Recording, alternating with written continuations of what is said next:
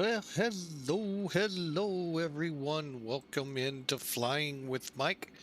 We're down in, well, guess where we're at? Yeah, South Africa. We're going to fly out of Johannesburg. We were having a lot of technical difficulties with Smart Cars 3. Um, Not sure how this is going to all play out at the end of this flight. It's the first in the second part of the series. Um, uh, what's it called again?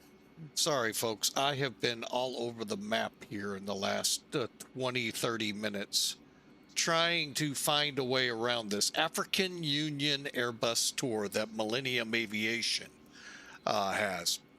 You know, I like flying down in Africa, and to have these series of flights to help wind you through and find some of these cool little airports, like the one we're going to today. I never knew this one existed. And that's what's kind of cool about these tours that Millennium Aviation, several airlines do this, not just them, but it's really cool. So we're heading out to, as the charts said, a place called Sainte-Marie on Reunion Island. Believe it or not, France. So I guess France owns it. But yeah, interesting things we learn, and boy, this thing is just, and this aircraft's been giving me a little fit too, but nothing overly too concerned. That's why. All right, I'm trying to figure out where's the air stair. I didn't say go away. So, but anyway, it's a wet, soggy day down here in South Africa, and we're going to get this thing underway. So again, Johannesburg. Now, here's where the issue lies. In case people in management over at Millennium Aviation happen to be listening, the tour, and we ran into this part one with several airports either not being in here, given different ICAOs, you know, a whole litany of things. And South Africa, Johannesburg, at one time was called what it is in their system. However, for some reason today, it was called, you know what? I can bring it right up. Oliphants River Bridge Landing Strip Airport, FAOR. Today it's called Johannesburg International Airport. And it's been that way, I'm going to say at least 20 years that I know of, if not a lot further back. So, but what the error keeps up saying is I'm too far away. Haven't figured that one out yet. I'm sitting right on the airport. I've been in two different spots trying to. So, worst case scenario, we'll figure it out with Mac Air, or I just won't fly the second part of the tour. Yeah, it's pretty simple. So, but anyway, that's what was going on, and that's what the huge delay came. I was ready to go right around 11:05, 11:10 when this problem struck. So, anyway, welcome aboard. That's now the past. This is the future. We are in the ToLiss A319 updated. And thank you, ToLiss, for listening. I know you weren't listening to this guy, but I appreciate maybe that I could feel maybe. They have incorporated the ISCS into the EFB. That is a great thing, having it here. And a few of the other A330 phenomenal things we've gained from their foray into it. So who knows what's coming next. So, but as you can see, let's bring in some toolkit, get this firecracker lit and going. So I've changed the map on here a little. If you haven't noticed, if you didn't, shame on you for not being awake at this time, because I have to be. You can see the route. If not, I'll throw it in the chat one more time. So it's a little simpler than flying from London to Paris, where you'll have 4 or 5 lines worth of routing there. Just kidding. It's just the way they, folks, it's just really, it's an interesting art, but let me warn you ahead of time, double check all your routes. Ran into a huge issue with SimBrief. I don't know if the real airlines actually flew this route, but between JFK and Boston, I literally went off runway, had to go. It was kind of reminiscent of the old days, way west to go northeast. Likewise, coming back, because the way the flight plan was worded, and that's where I'm going to leave it right now. It routed us down like you would expect, and then the SimBrief plan had us do a Pawnee 2, and Poly 2, I think it's called. And that means you got to go all the way up to Poly and come back down. So I really don't know if that is a true what should have happened or not. Again, this is not a person, this is a computer program doing a pretty good job, but that was pretty wild to say the least. And then I don't know what it did on the RDEP. That was just totally what? So yeah, I really don't know.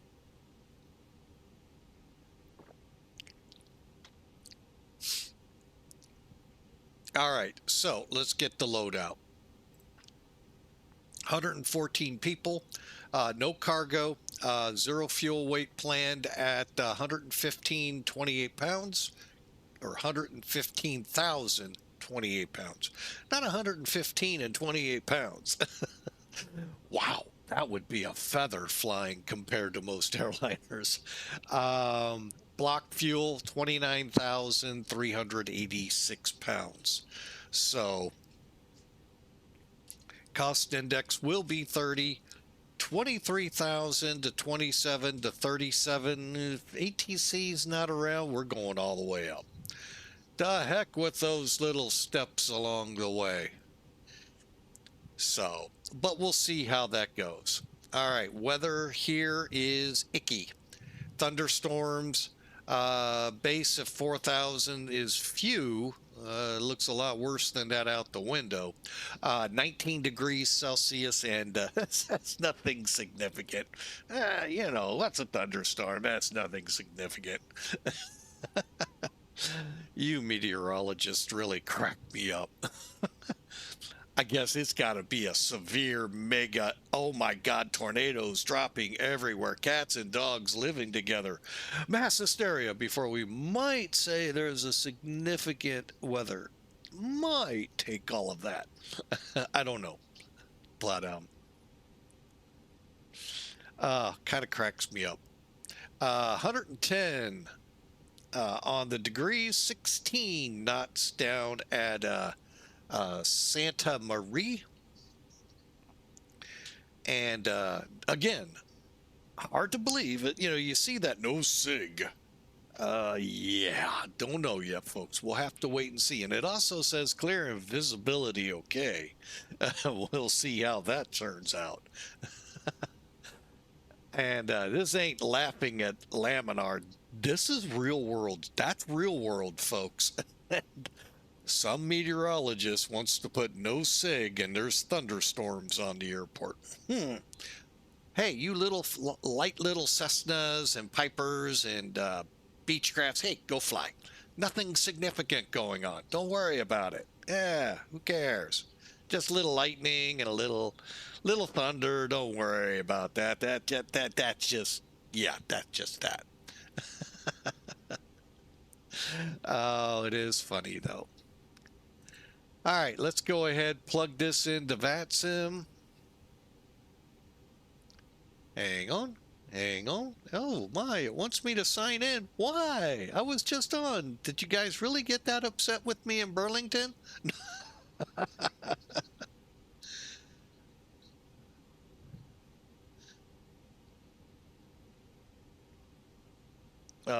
No, I'm pretty sure not me.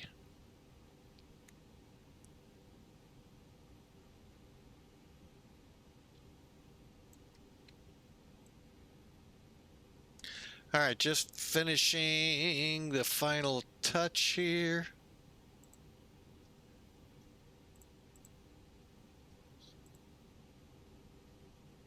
Probably gonna have to amend that takeoff or pushback time. But you know what? What the heck? All right, let's go fly with Mike. Okay, so you can see I've already done all of this. I've already gone through the loaders. Real simple to use, folks. If you haven't, real quick, you got the mechanic, MECH, attendant, ATT. These two buttons will do it all for you. From your external power and chocks, which, hey, by the way, I think I'm on APU. I am. Click, and it makes it this easy. Oh, why'd that turn on?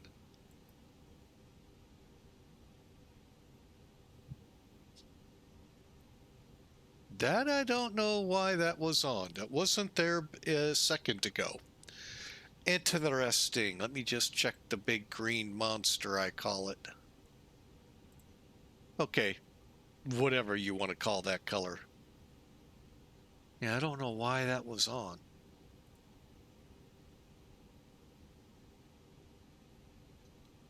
All right, so we are now off external power. Ooh, look at that. Again, don't mind that big little, it's just a big black scary cloud. Nothing significant.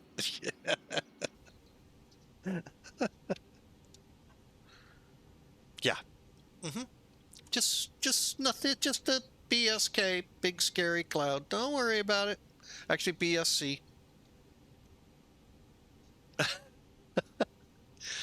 Oh, weathermen. You know what? Let's go ahead, finish this up. We'll get rid of all the baggage and we'll finish up where we were. He says this, and man, I am having such a time of it here lately.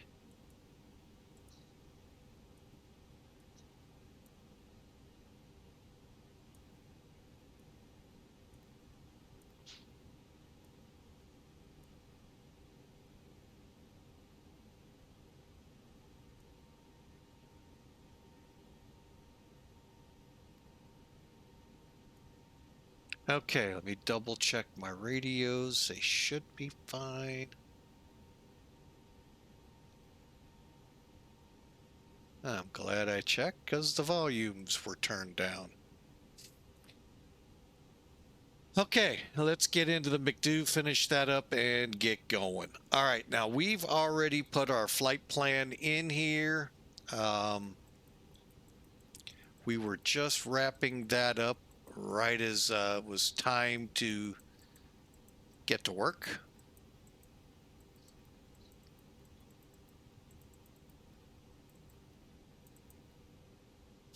Okay, let's go to the RadNav page. And then on to performance.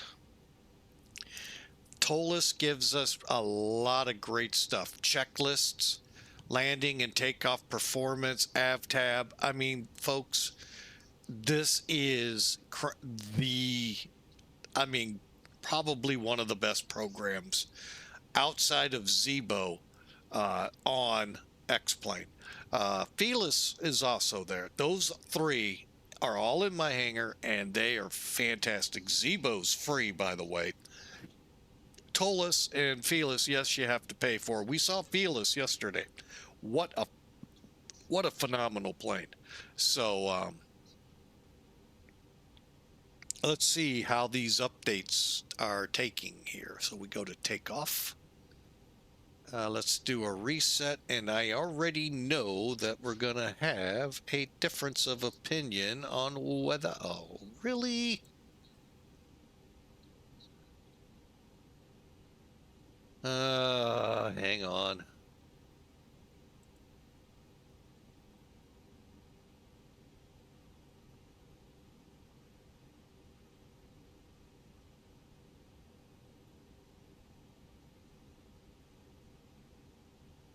All right, well, guess what? We have a flight plan change. Granted, you know what, how much was that tailwind? Hang on. We're going the way we're set up. Not switching runways because a different online network says different. We're going to go the way planned. Okay, so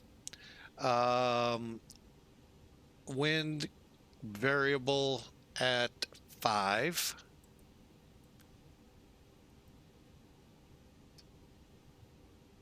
Okay, temperature now 20. And my only thing I wish they could do over at ToLiss, give us the METAR here. This is referencing versus just like you do for landing. I'd love that. I may be the only one that would love that, but yeah. 3012. And it ain't a dry runway. Okay, everything else looks good. 14,000 feet.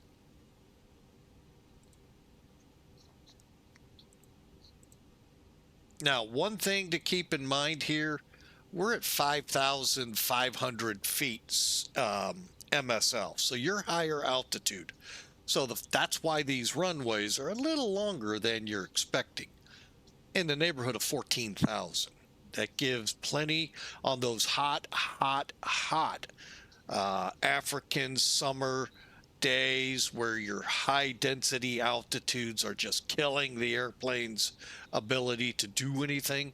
That's why.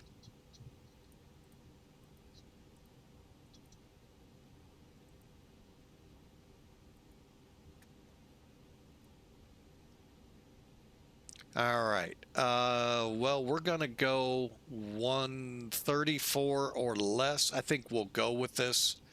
And yeah, I think that'll work out fine. Okay, so come over here, hit uplink, fill in what you missed. 1020.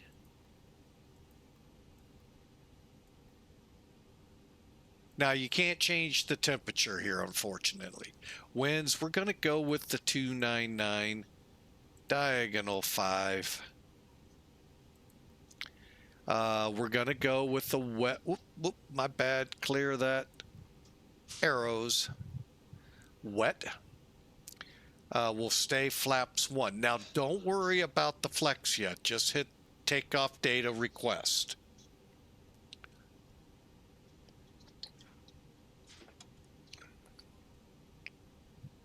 It'll come back and say, well, actually you could click it now, but I wait for the message. Click on it, and there's toga. So if we left out of here under toga, meaning full power, this is what we'd have.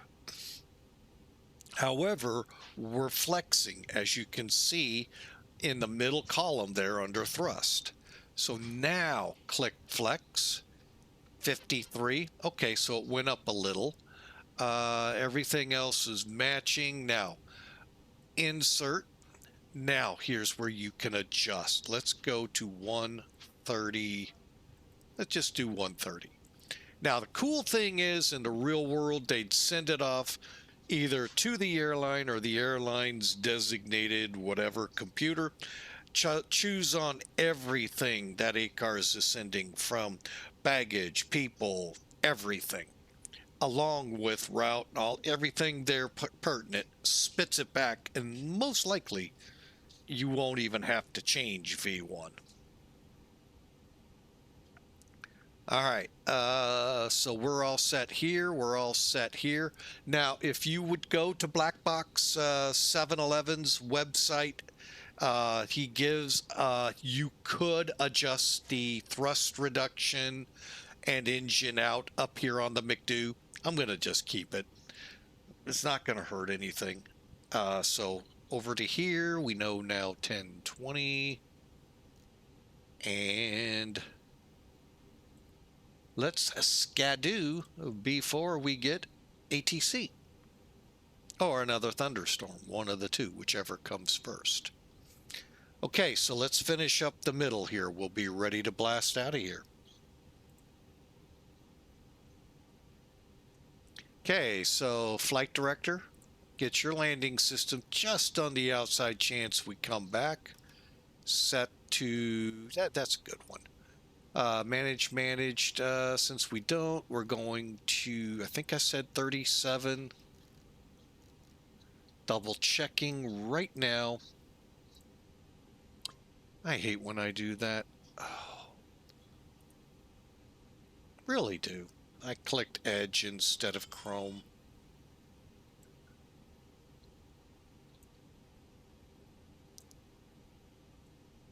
All right, and that's right. I was checking. It's saying 23. Let's do 37.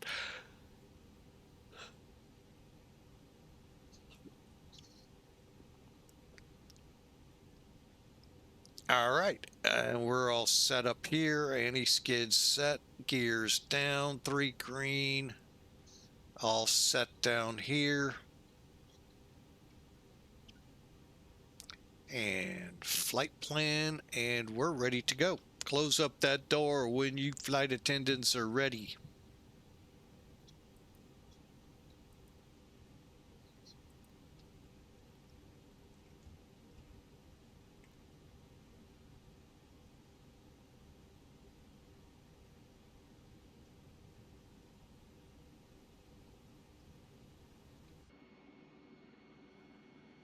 Oh, you know what? It would help to get online, wouldn't it?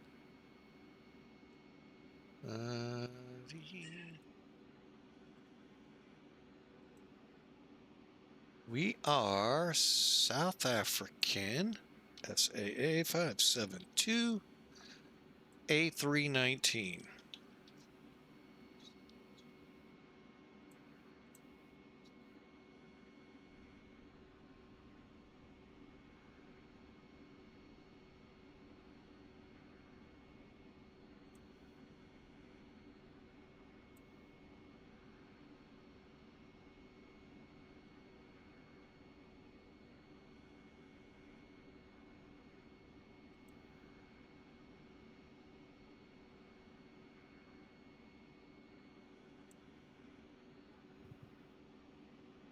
Okay, hang on a second, folks. I'm just working that, and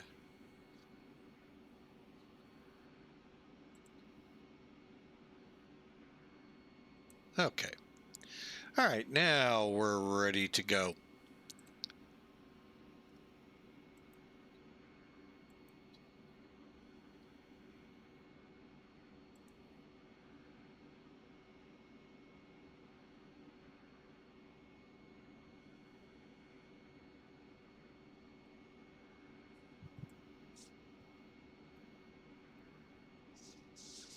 Okay, let's call better pushback. I don't see anyone on, and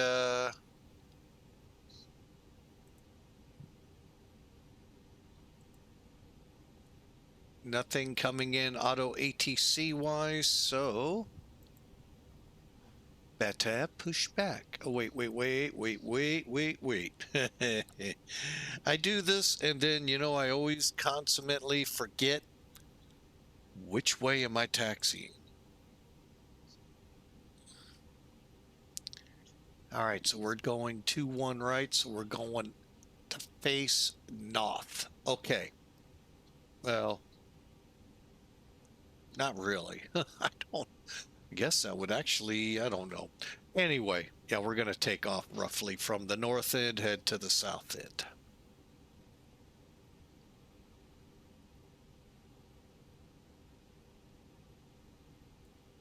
Ground to cockpit, please show me where you want to go.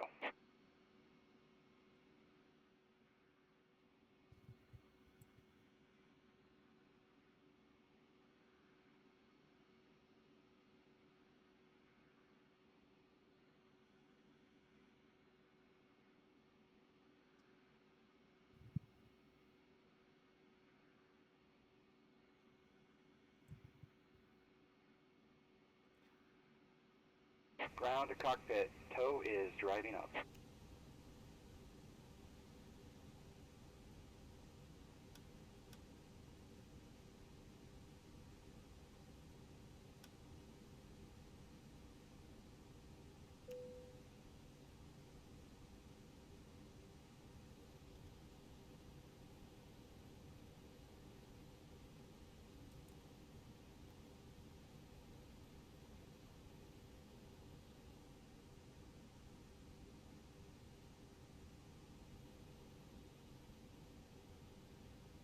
Let's kick those chocks out.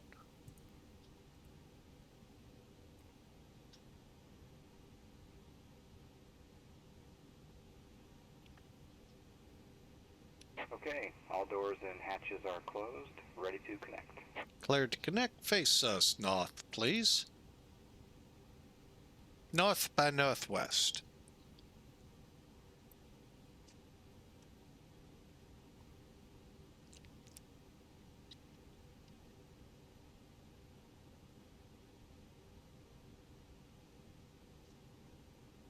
All right, so we'll go up to G11, then up Alpha.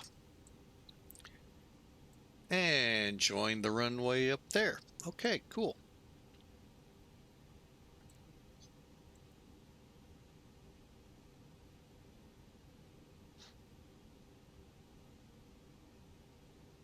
Tow connected and bypass pin inserted. Release parking brake. Bear with me a second. Working the aircraft, make sure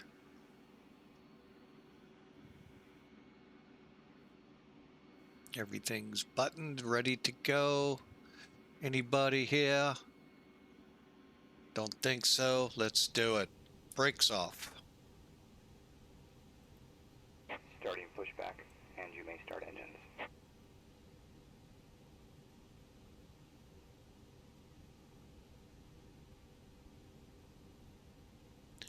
A lot of aircraft without flight plans.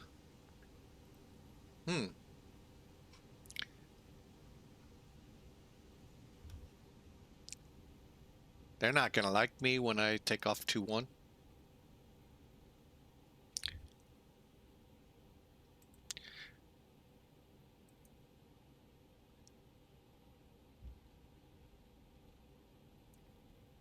Johannesburg traffic, South Africa, or Springbok 572, pushing back, spot Delta 34, taxi to 2-1, right for departure.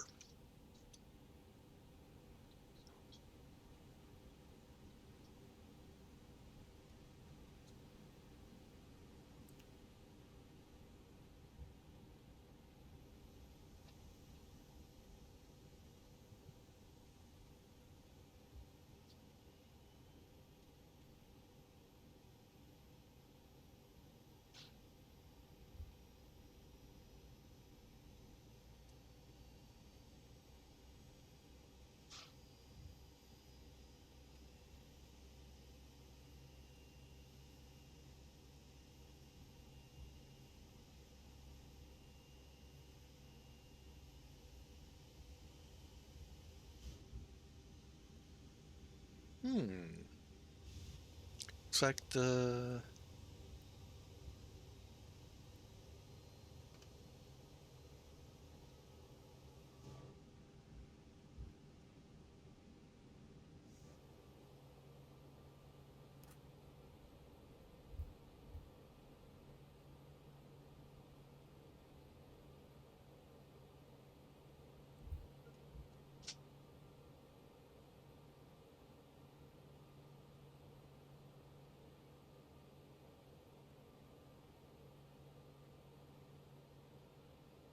Operation complete. Set parking brake. Brake set. Disconnecting tow. Stand by.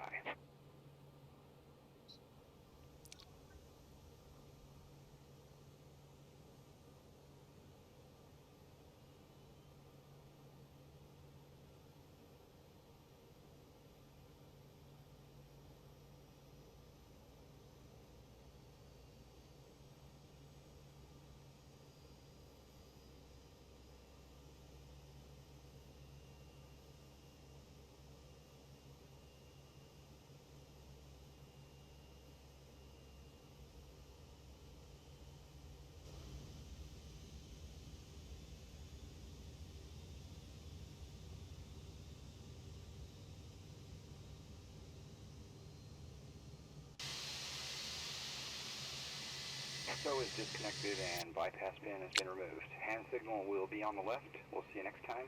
Have a safe flight. Thanks for the free better pushback. Hope you have a great day. Hey folks, it's free. Get it.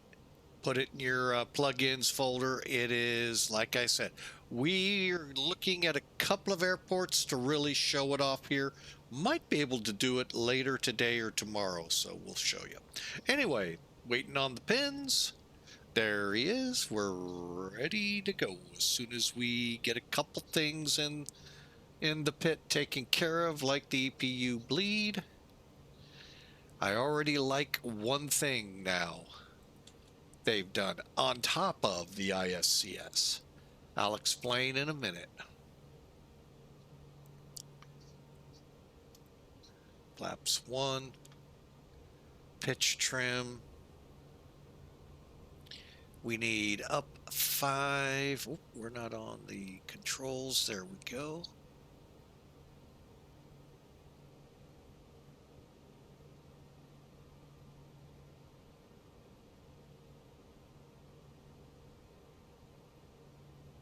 Okay. While I'm here, I do like to check my control surfaces while I have the panel up. Also, for some reason with the SATEC, or now called Logitech, flight control system, mine, if I don't do this, it can get kind of real squirrely real quick on takeoffs. What'll happen, now it won't since I've already done it a couple times, if I just ease the stick, you know, like you're gonna nice and easy onto course, it'll snap it so it's like that in a fraction of a second, like a fighter basically, and it's not supposed to work that way. That I attribute to this and a couple of other things. I still now wonder if my hardware is beginning to say, it's 5 years, dude, we're tired. That's possible. So we'll see.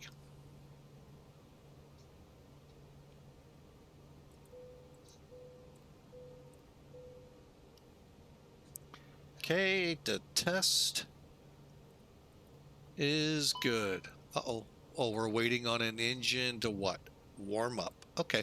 That is something you better get ready for up north, folks. You can even get these. We're down south. It's summertime here, and it just takes time for them to warm up. But it says delay takeoff. Doesn't say delay taxi. So during your taxi, you could be warming up. So we've got the bleed off, APUs off, seatbelts all on, taxi light on, and coming back down. Flight attendants, arm your slides. Nose wheel elapsed time on. And for now, we'll put you in normal. 0, 0. Locked. And brakes. Auto brake set. Terrain radar set. Weather radar set.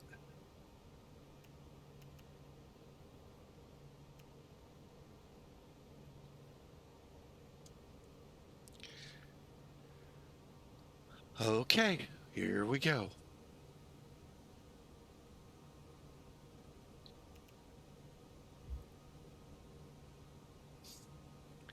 And set and ready to go.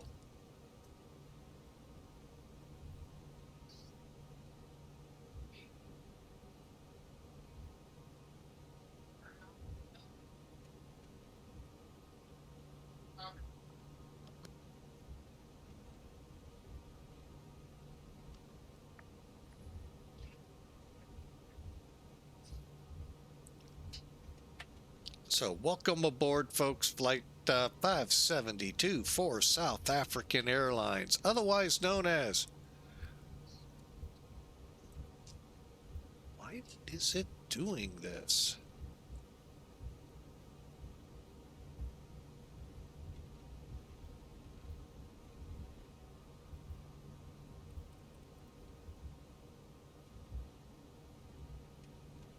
Hang on, I got to figure something out. Why is it coming off radio all the time?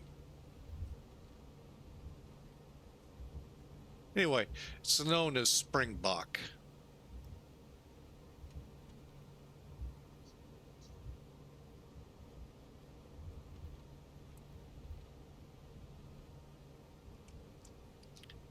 And Springbok 572 taxiing to 21 right.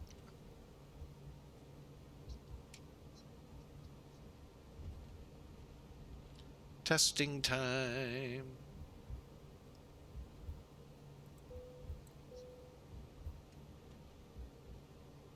Don't know what caused it. All right.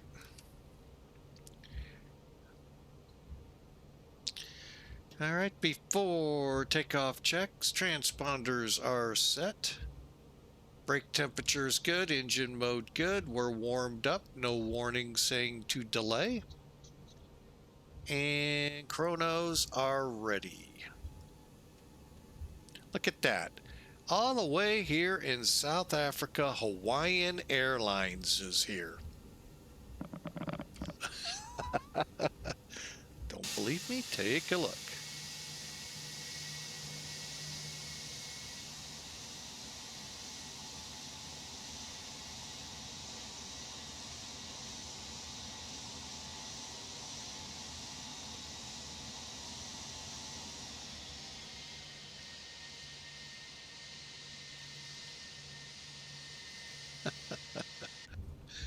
It's a little bit of a long trip.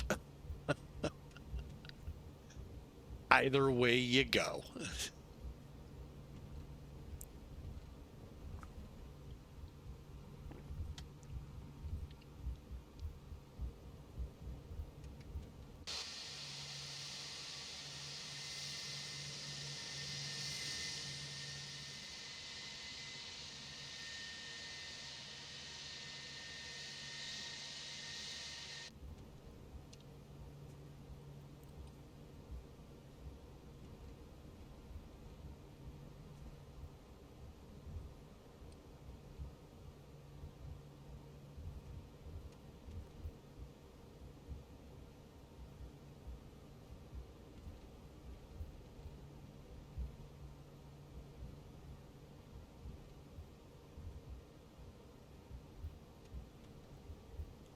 And Johannesburg traffic, Springbok 572 departing 21 right on the XOBI 1 Alpha departure. That does not sound right.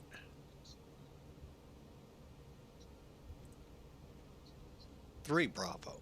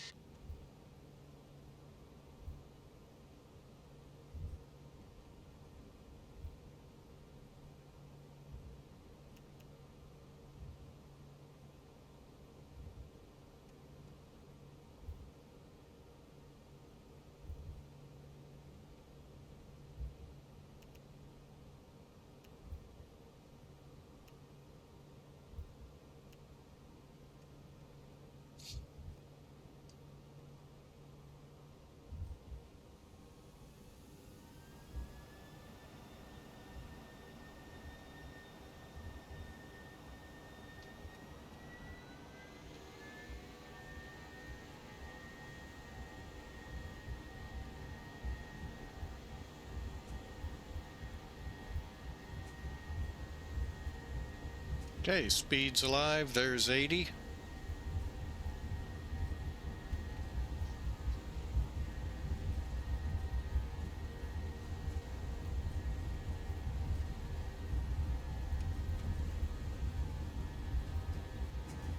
V1.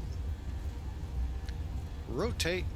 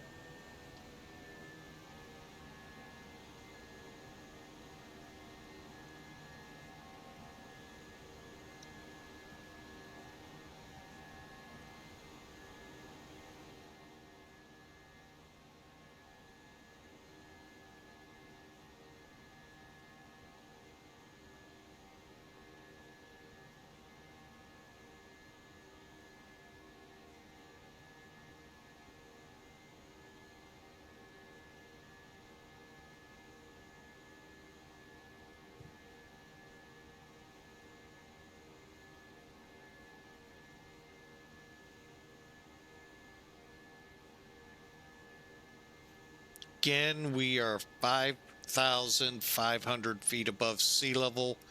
On the ground, in the air, we're going to hit 10,000 a lot quicker than many of you expected.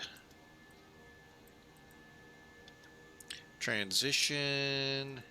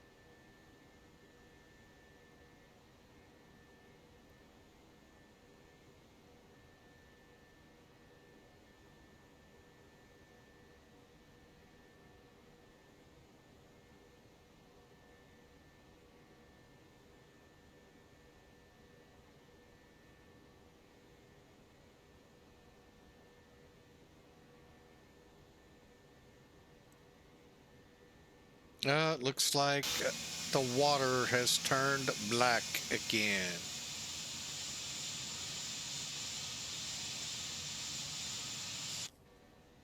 Ah, bummer. That means the whole crossing to the island is going to be a black blob.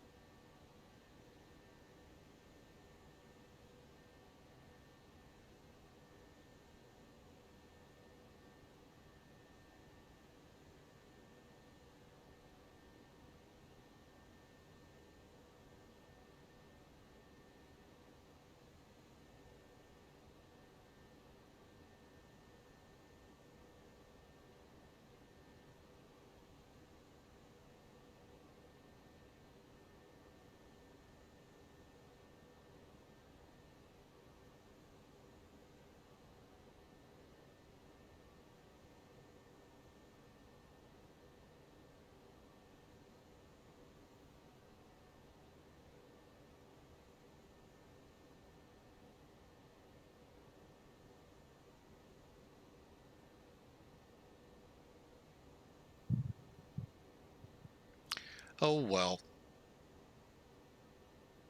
Continuing on.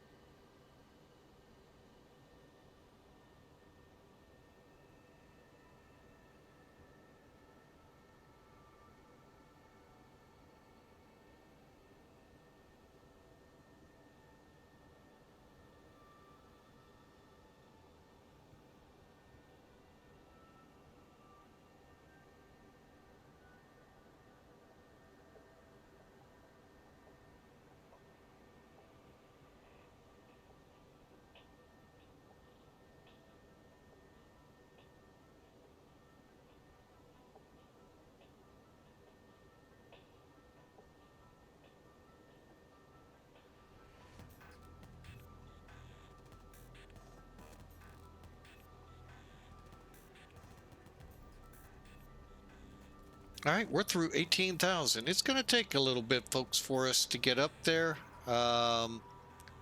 So hope you enjoy. Plus, it's going to take just a little bit of time to get over to the island, because we got to go past Madagascar, and that's 1,300 miles away.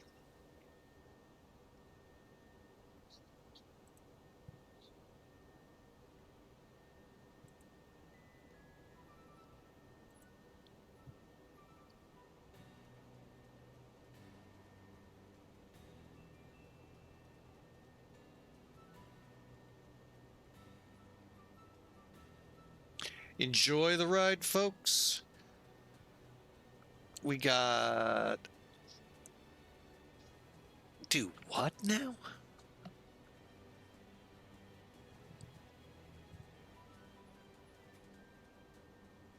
Okay. At first glance, I looked up at the overlay. Hang on. Had to cough, didn't want to do it in your ears. I read 1 hour, 40 minutes, and I'm like, what? It's like 1,500-mile flight. Yeah, those little numbers, and yeah. I had to really look at that. But it's 3 hours, 40 minutes, and then we'll be at that little island. This is kind of neat when we go to places like this.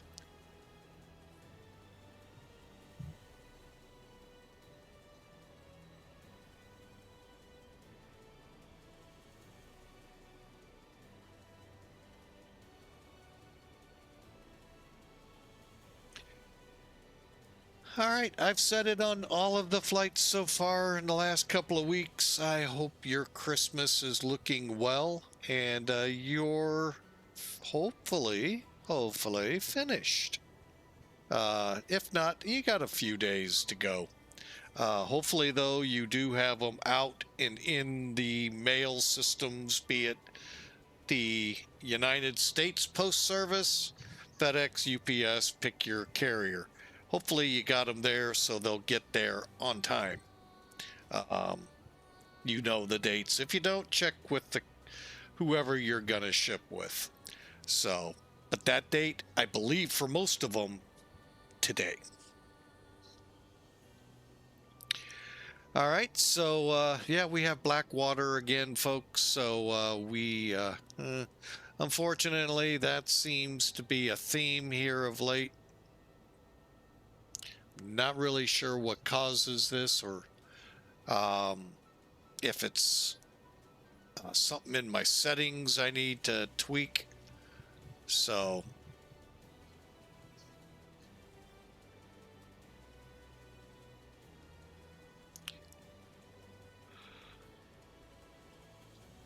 but we'll just blast on, get there in about 3 hours, and then regroup.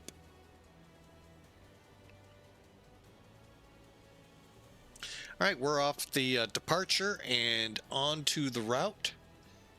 One more time, I have it. Oh man, I thought I did that. Doggone it, I didn't.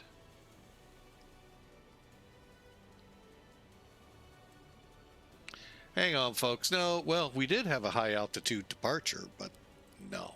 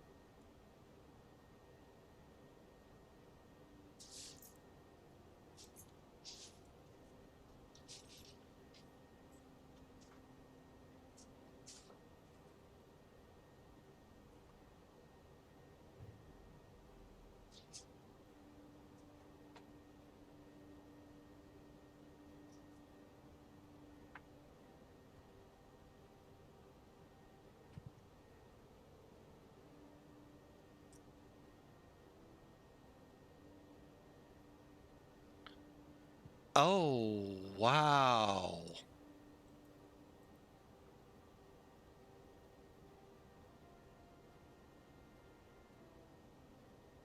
Why is it showing up that?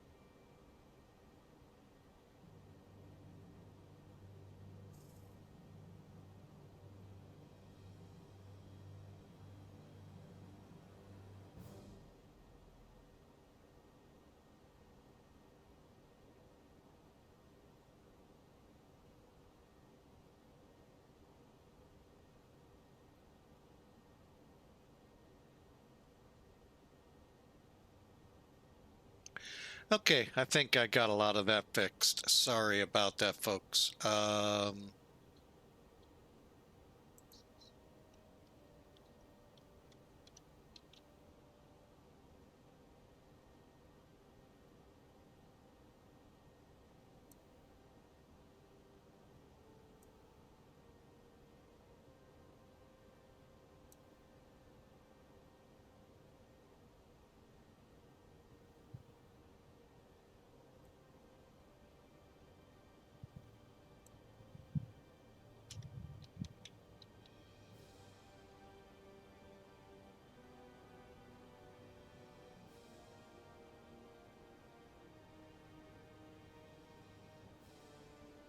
Okay, getting back into the flight here.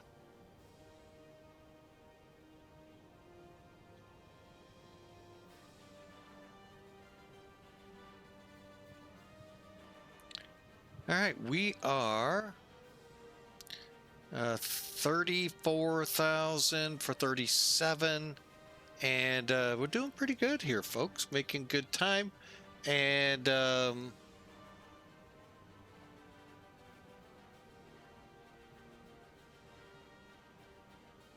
just under 3 hours to go.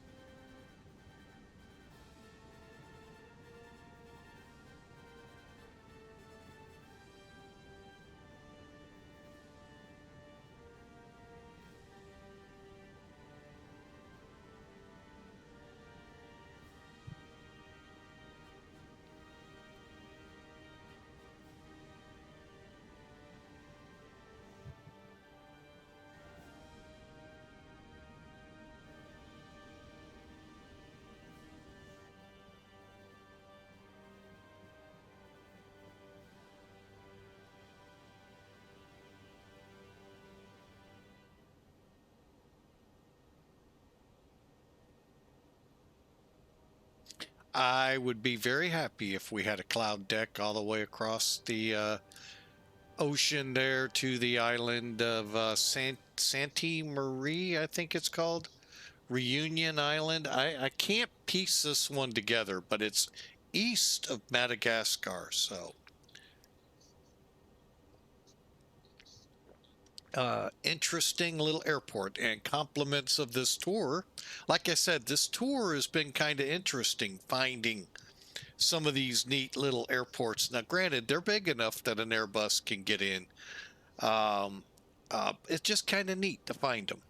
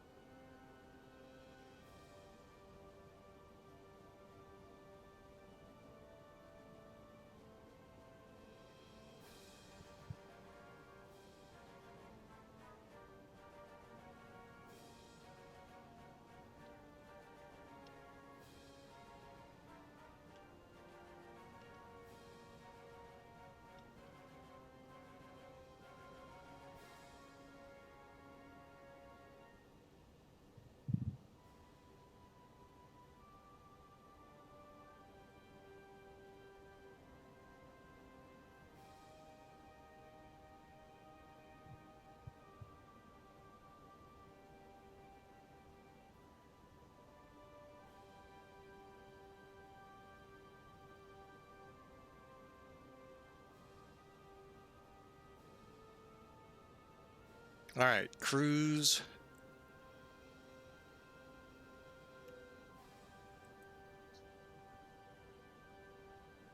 Really like to know how let me just look. It's not a timer, unless maybe I kicked it here. I don't know. That's interesting that I came off call. Um, hmm. Very, very interesting.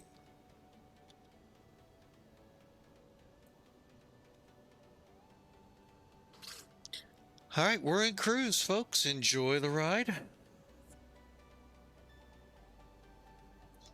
And hope y'all have a great day as we cruise on over to Fox Mike Echo Echo. We'll be kind of standing by on the side, kind of watching, checking Discord. Couple of things going on here.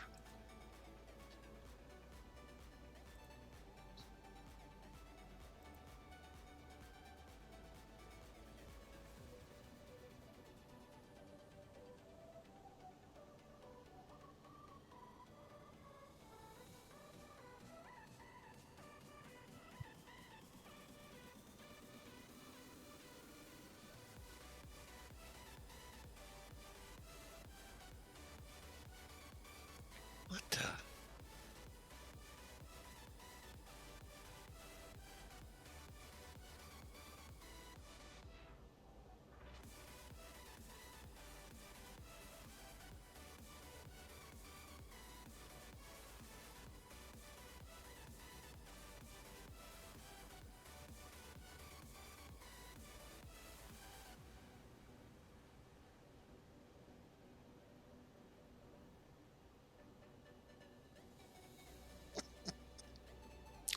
Oh, I got an answer.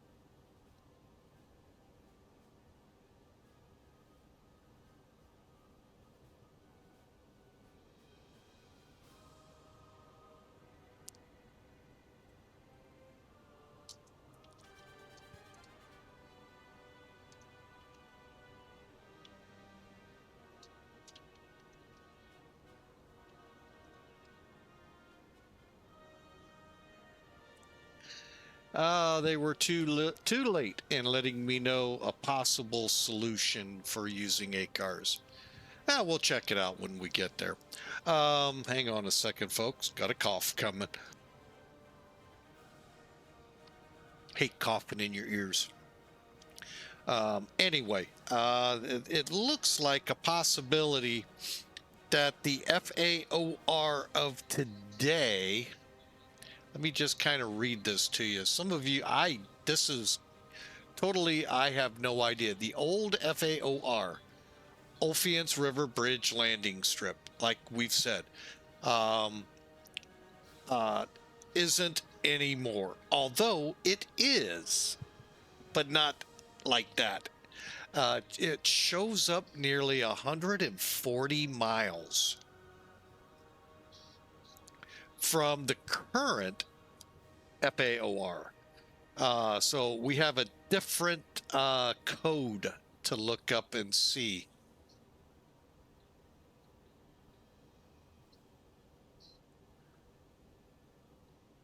Hang on a second.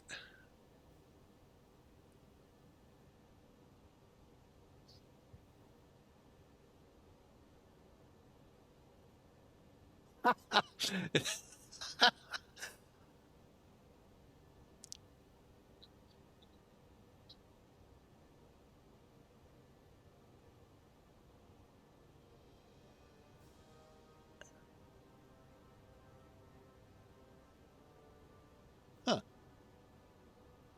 Interesting.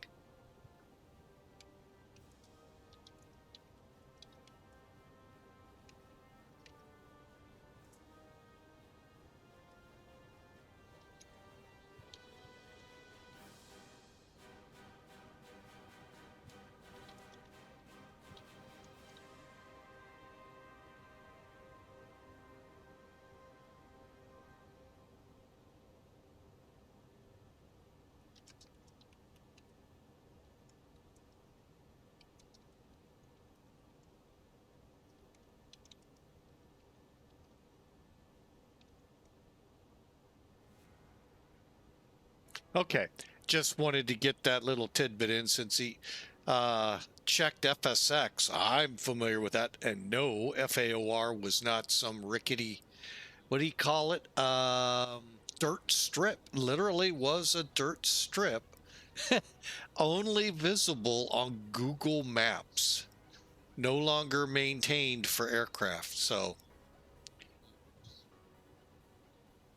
and the distance between where Johannesburg International, that's what it used to be called.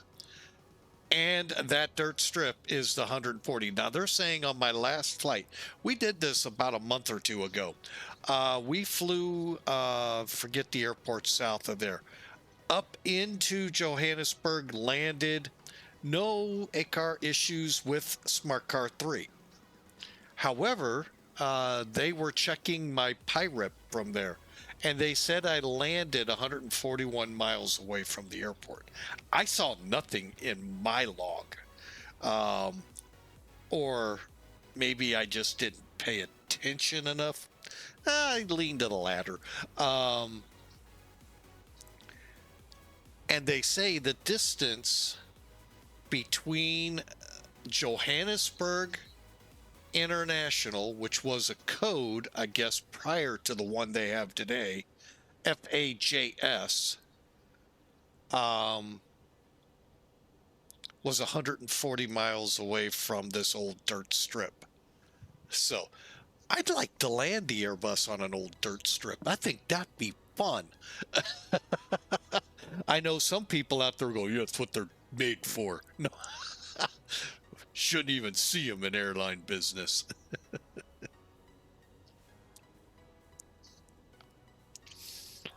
Yeah, I know one. You just go ahead, shake your head.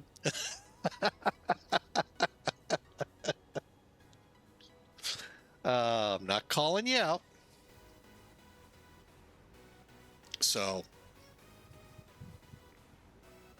there we go, folks. The Black Ocean ahead.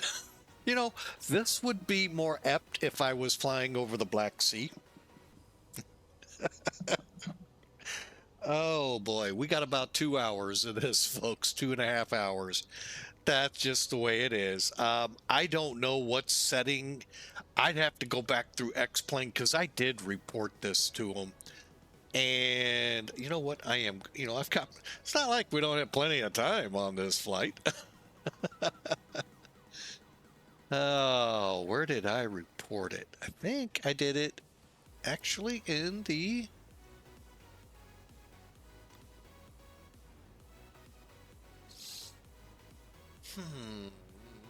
Don't remember. Let's see. I can't find what might trigger that. Community help?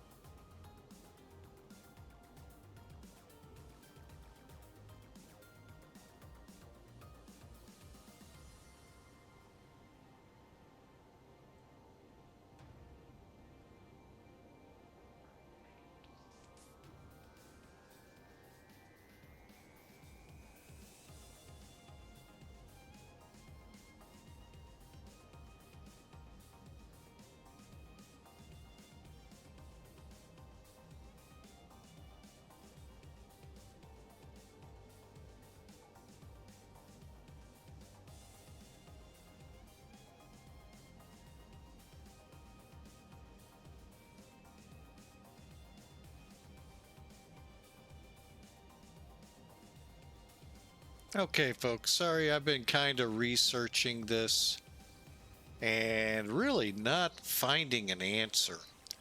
Um,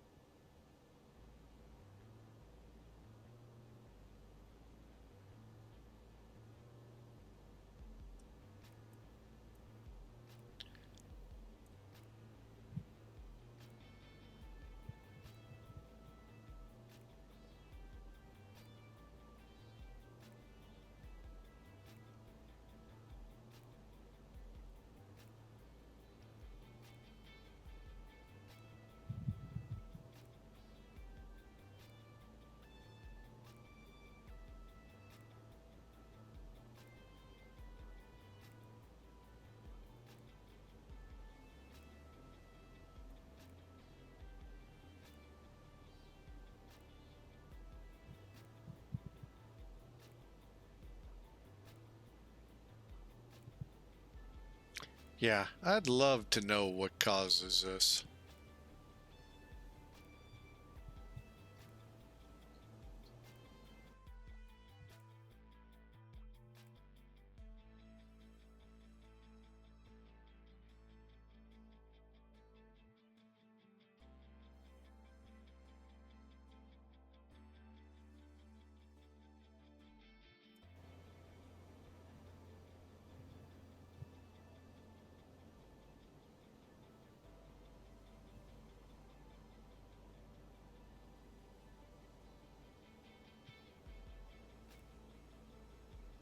Oh well,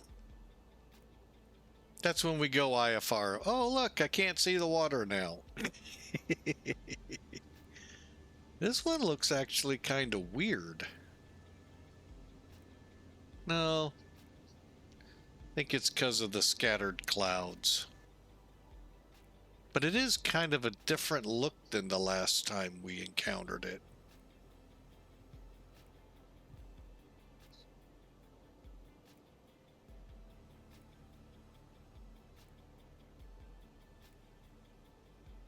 Well, in 2.5 hours, we'll be hopefully landing a lot of this around us on that island. So, hey, we'll have fun. Enjoy the ride, folks. Enjoy the music. Yeah, I don't have a big selection. I try to keep it so that it stays non copywritten by to both Twitch and YouTube. So I find that if I go with Pretzel, there are songs on Pretzel that end up getting flagged over at YouTube. And so we just keep it simple. All right. I am going to take a quick break, use the restroom.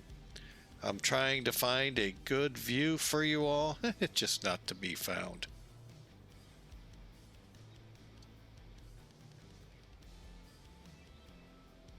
How about that one?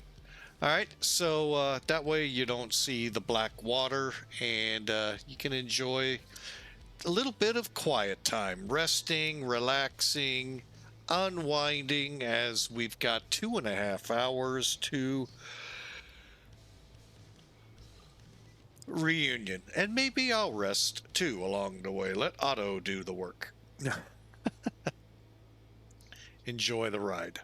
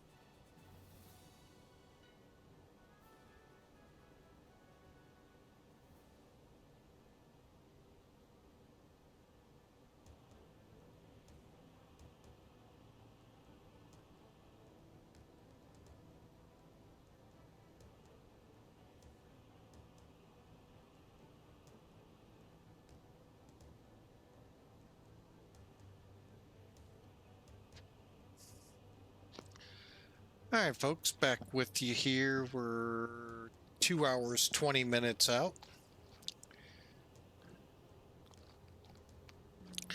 And I am going to get, what was that we were doing last week?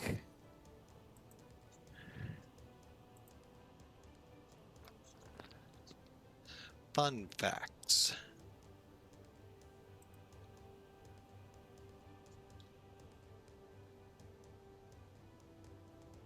Hang on a second here.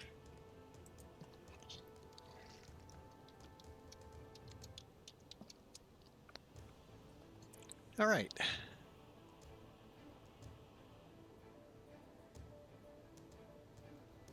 Potato chips cause more weight gain than any other food. Not sure I'm gonna buy into that one too much, but nonetheless interesting.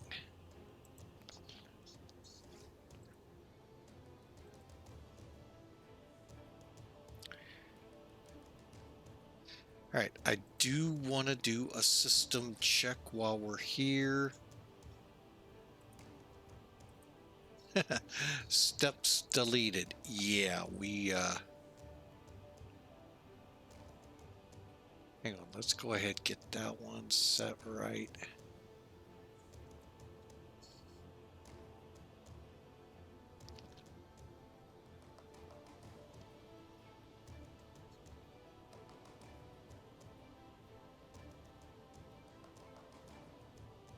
Okay, we've got about 900 miles, 990 till top of descent. So we got a little ways to go. Look at all of that black out there. Folks, I don't know the cause of that. Don't know if zinc has something to do with it, because we were having the issue with the MD-11 passenger not being able to do much till we turned zinc off, but it did this with it on. So I don't know if it's too much what's hitting it.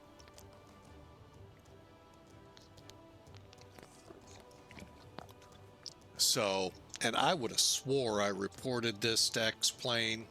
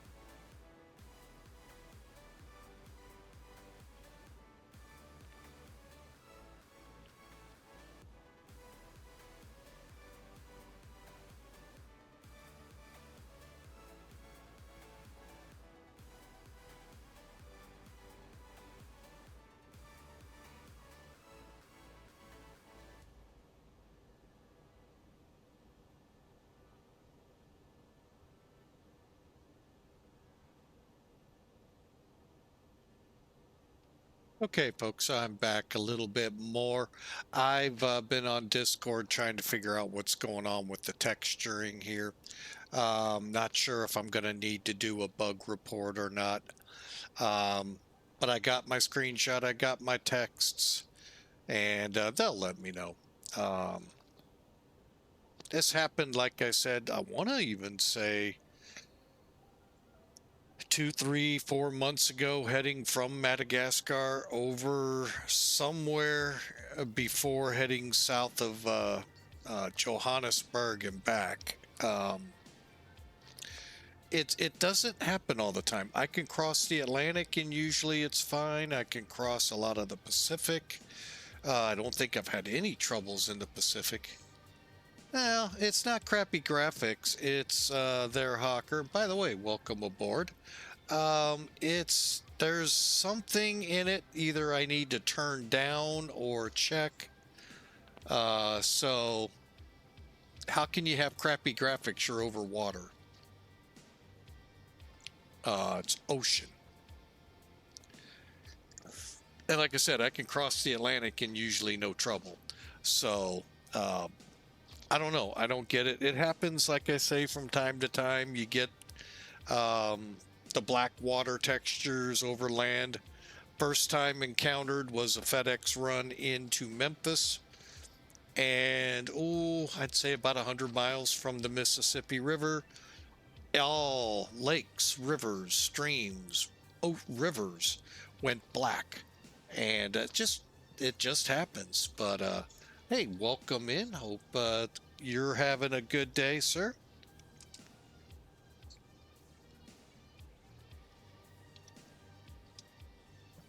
So,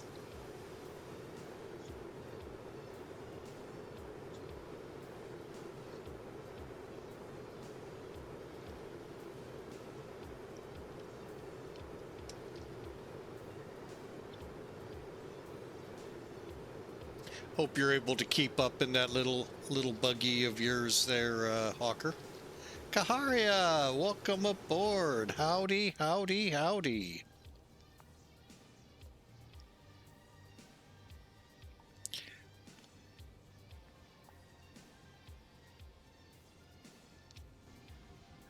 Yeah, the good thing is we found some clouds.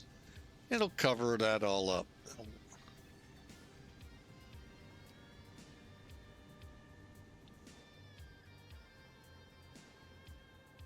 Yeah, hopefully I can get an answer. I'm pretty sure they're going to say make a bug report.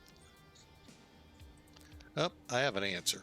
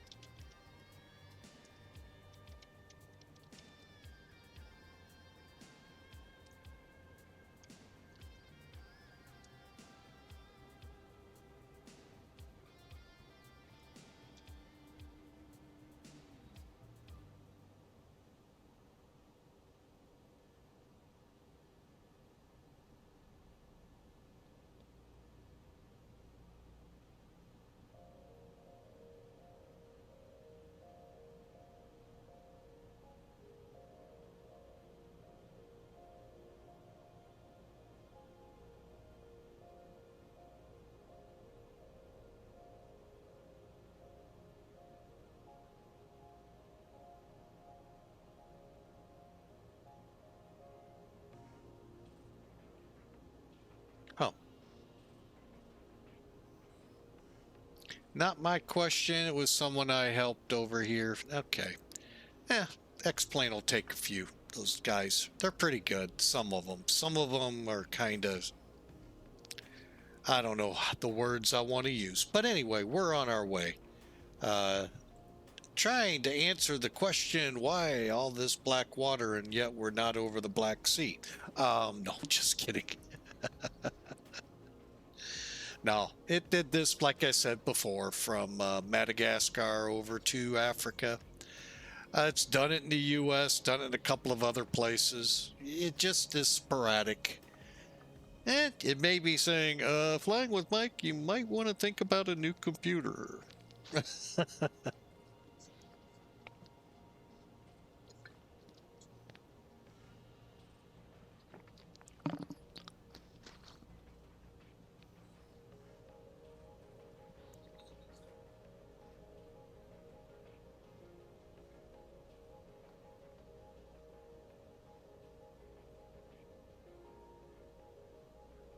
But we'll see if X-Plane comes up with something.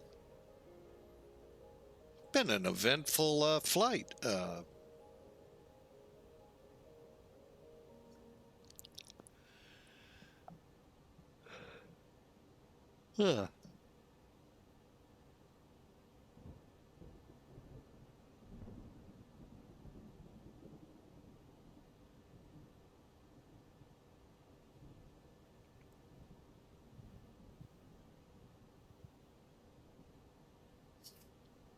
and there's some more of that lovely black water.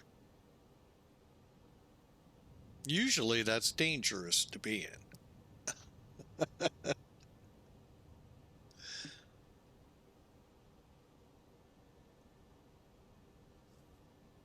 Oh, man, that sun is just coming through my window here in the office, killing the eyeballs.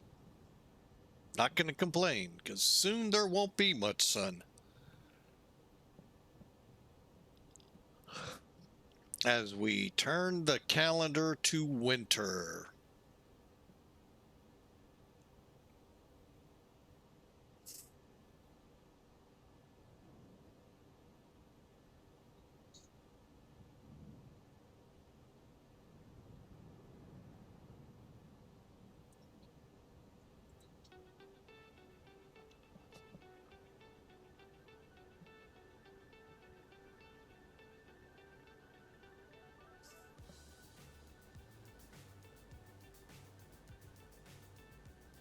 So, how is everyone's Tuesday working out? I know mine's not going too bad. Hey, we're day closer to Christmas. That's always a great thing. So, went out and did some Christmas light. Drove around, looked at a lot of Christmas light displays, me and the wife. One of our favorite things we love to do every Christmas. Just get out, see the lights. You ought to think about that, Mr. Hawker.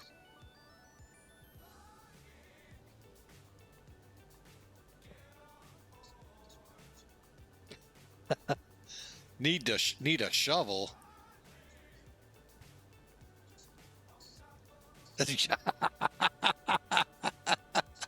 As you hide out, Kaharia. I see. Uh,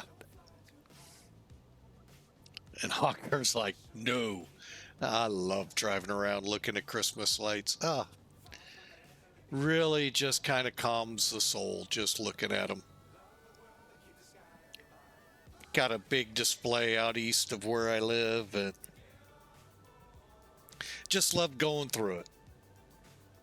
And all the lights along the route to get there.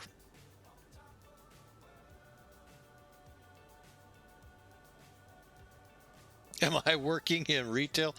No, Kahari, I'm actually unemployed. So, nope.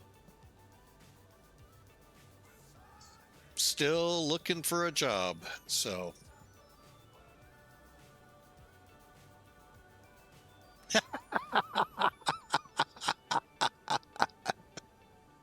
that explains it, Kahari says. No, I mean, I really do enjoy getting out. Now, first off, we don't have snow on the ground. That's gone from a couple of weeks ago. More to come, but also more of winter days ahead of us, so there'll be more snow.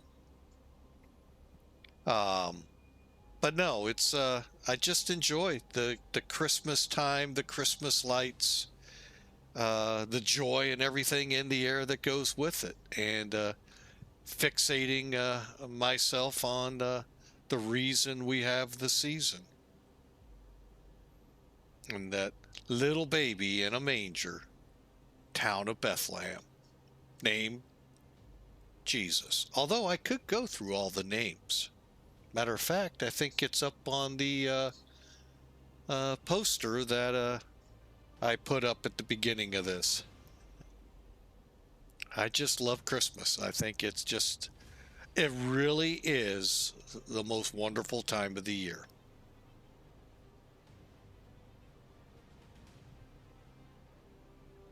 I believe that was Frank Sinatra that sung that.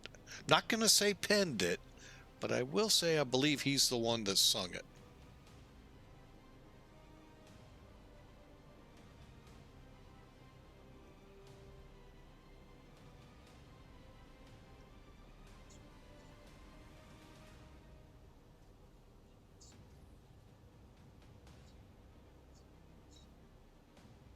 Nope. You're right. It is very commercialized, very everyone's after the presents and all, but yeah, there's the big present of all. So, man, now this is when we go instrument. Oops, wrong button. All right, there we go. That way the horizon doesn't throw us.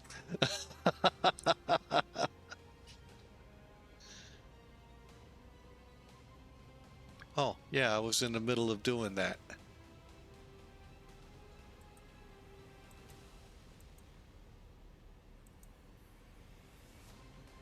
Oh, good. I like it when the fuel tanks are balanced already. Temperatures look good in the plane. The plane. Looking good. Yeah, that would definitely throw you off if you're thinking of trying this visually.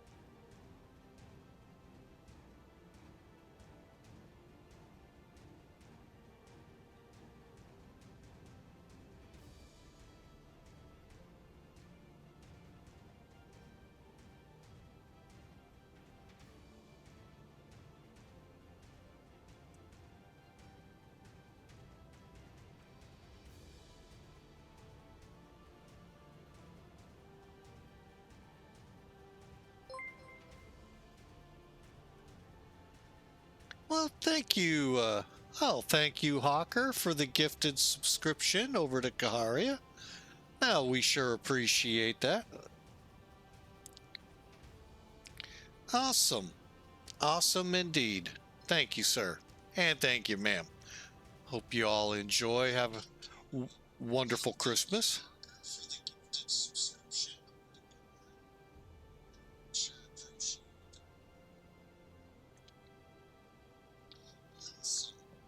Awesome indeed. Thank you. Hope you all enjoy.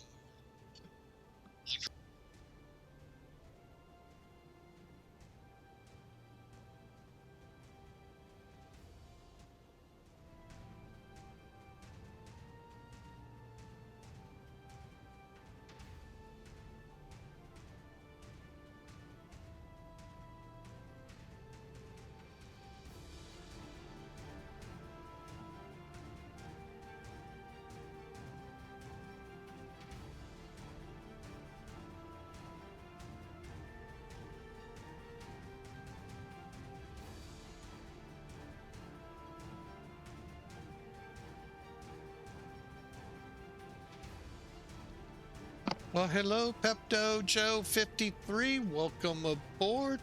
Thanks for the first time chat. Welcome in.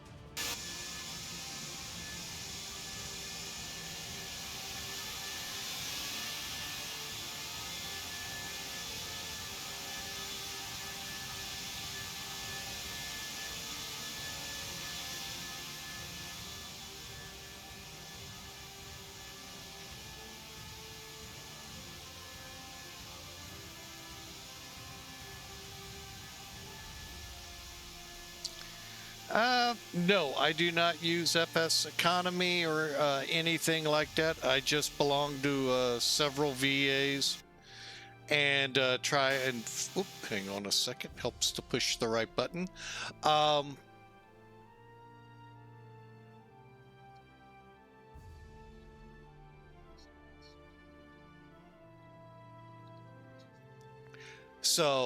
But yeah, I belong to a few VAs, and that's what helps get the flights. And we are indeed, we better be still on VATSIM. Yes, we are. We're in the channel between South Africa and Madagascar, and then we go through another little channel over to, let's see what they call it. Kind of curious. Sainte-Marie Réunion. Okay, that has not even a clue of what I looked up. But anyway, that's where we're headed. Fox Mike Echo Echo.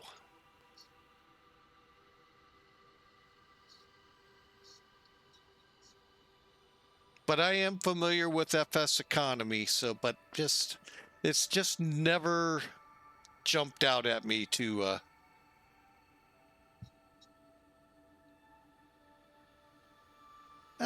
you're intimidated by VATSIM. Well, let me give you a little tip. Probably the best piece of advice for those little bit kind of nervous with how VATSIM and these new rules and all are. Oh, well, checklists are easy. All you do is Google them. I Googled the 737, boom. Zebo and everything. So try a flight. Now, normally I would never have said this until this latest version of X-Plane 12. They revamped the ATC system in this flight sim. It is phenomenal. So, thanks, Kaharia, for that. Giving a handbook with it all. But the ATC in this sim, they came out with in 1.3 dynamite.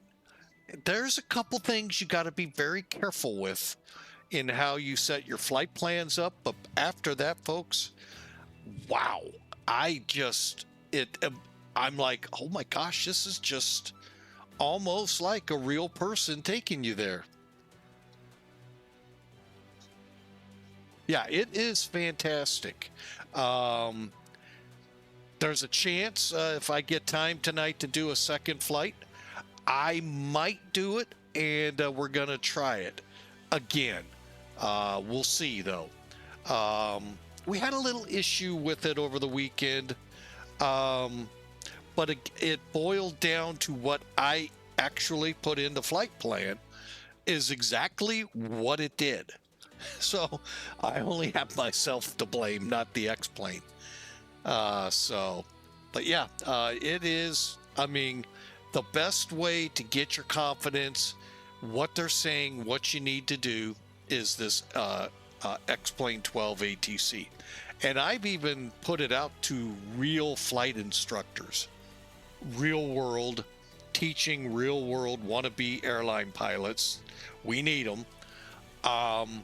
If they're skittish or have never been around ATC, let them fly a little flight with them.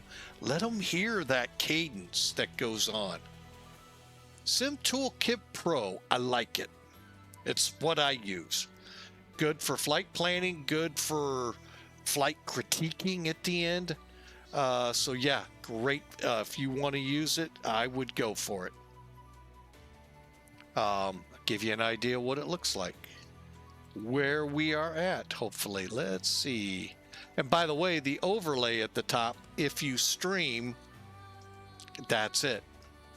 Default. Now you can razzmatazz it up if you know the language. I don't.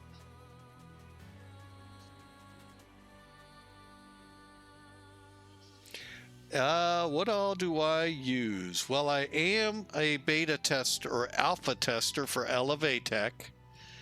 Oh, I never did click that button. It's another version of Volanta. I'm hoping they'll try to incorporate some of the great things of Sim Toolkit, but I'm just trying to help get people off the payware that's in Volanta. And what else do we run? That's about it. Airplane wise, you're going to find Fearless 747. It is priceless there, Kaharia. Yeah, I mean, folks, you break the bank getting it. It's free. It's kind of like the Zebo 737. I think better than what I've seen out of PMDG here of late. And it's free. Cost of admission to X-Plane 12. That's it. Hands down is just phenomenal, that Zebo. Just amazing the things you can get for free in X-Plane that you can't. Oh, still that icky. I was hoping we might be getting close.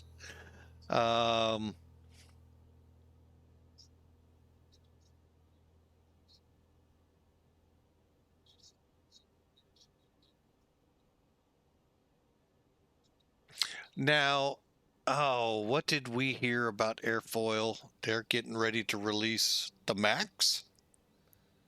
Or they're working on the Max? Was that them?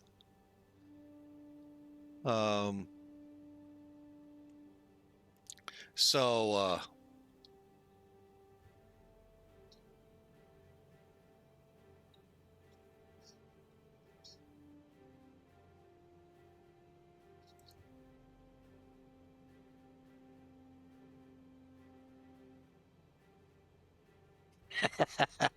and of course, I love the ToLiss fleet.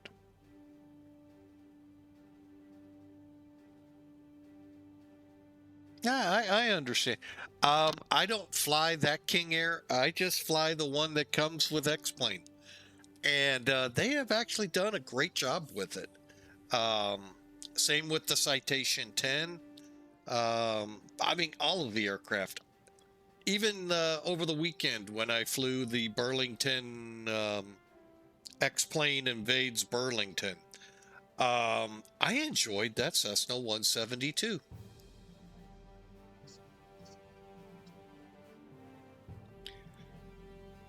However, me and the glass cockpits, we don't get along well. It's kind of a love-hate relationship. They look great. I just hate trying to figure them out. Every time I've tried, and Hawker will tell you, I click on something and like the ATIS came on and I could not turn it off. I changed frequencies, everything, and it stayed on. And I wasn't on VATSIM. So it wasn't that either. It was, I just need to really sit down and try and learn it. These are a piece of cake to me. That G1000 stuff, oh my gosh. But I hope to one day get a more solid grip on it. But to me, the bigger aircraft is what I like. The 737-800, the Airbuses, all of them. even the flawed A350 from Flight Factor is still a good plane to fly. And of course, the Fearless 747. Man, that is such a fun plane. So long as I can remember to turn the doggone autopilot on.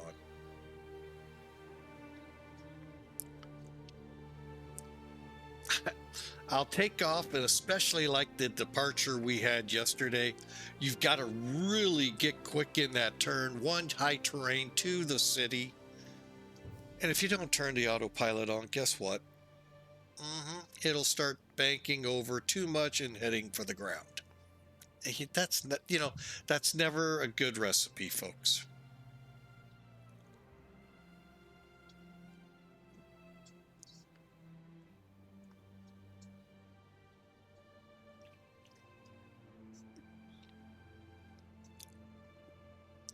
But once we got her under control, what a fun flight.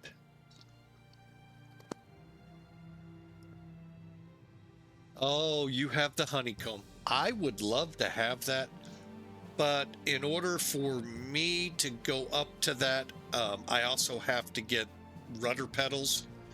So we're looking, I think I priced it out one day at close to $500-600. I just don't have right now. And I haven't for quite a while. I would consider the honeycomb, yes.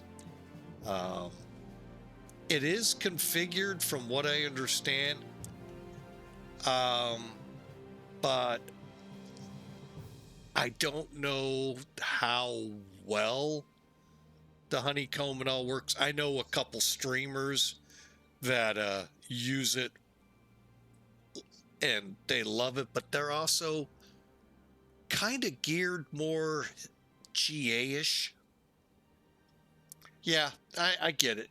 I don't need the fancy rudder pedals, but I want to make sure they're going to work. So, and I'm not meaning I'm going to get fancy schmancy.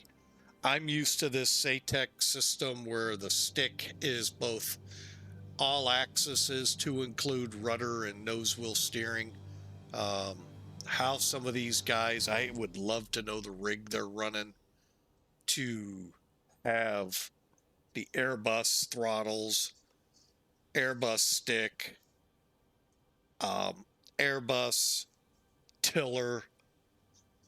It just, oh my God, what are you plugging into? A Cray supercomputer? Home airport, Scott Air Force Base, outside St. Louis, Missouri.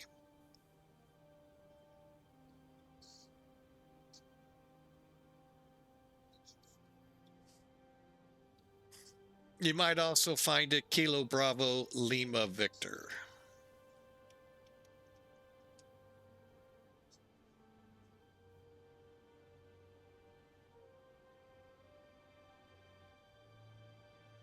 And occasionally you can hear the sound of freedom flying overhead as the military go in and out of the Air Force Base. I live pretty close. Oh, it's still gonna be black. All right, X-Plane, have you got an answer for me on that?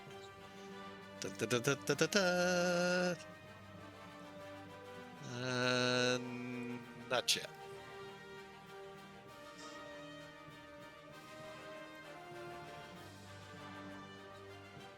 And no one's answered. Okay, except for the autopilot to tell me you needed more information. So hopefully somebody. If not, I know somebody. Oh, outside of Charlotte. Okay.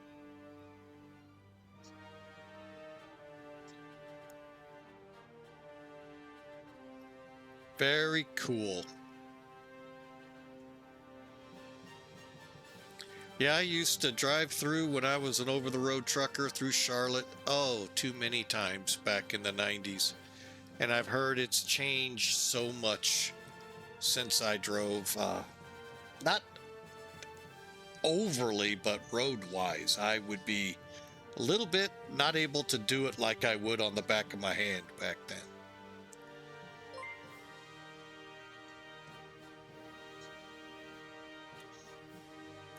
Well, Pepto Joe 53, thanks for the follow. Thank you so much. Look forward when you are able to check our streams out. We're on quite a bit right now while we're unemployed. So we thank you, sir. Thank you so much, and enjoy. We still got a good hour and 44 minutes. Time's just flying by with a Black Sea below you.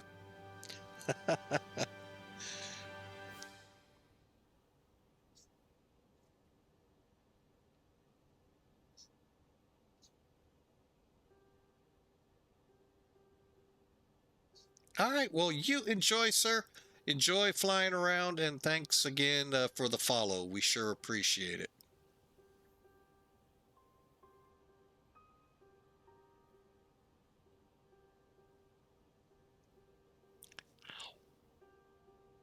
Oh, why is my arm so itchy all of a sudden?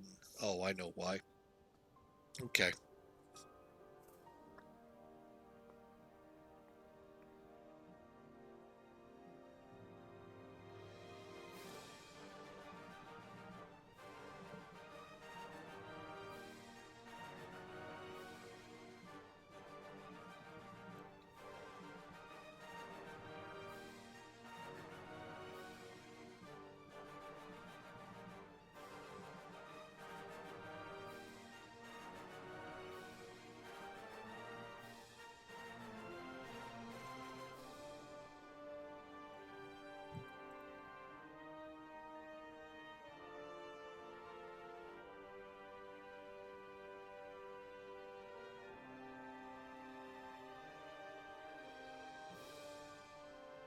All right. And like I said, there is a possibility. We'll see what it's like when we get on the ground.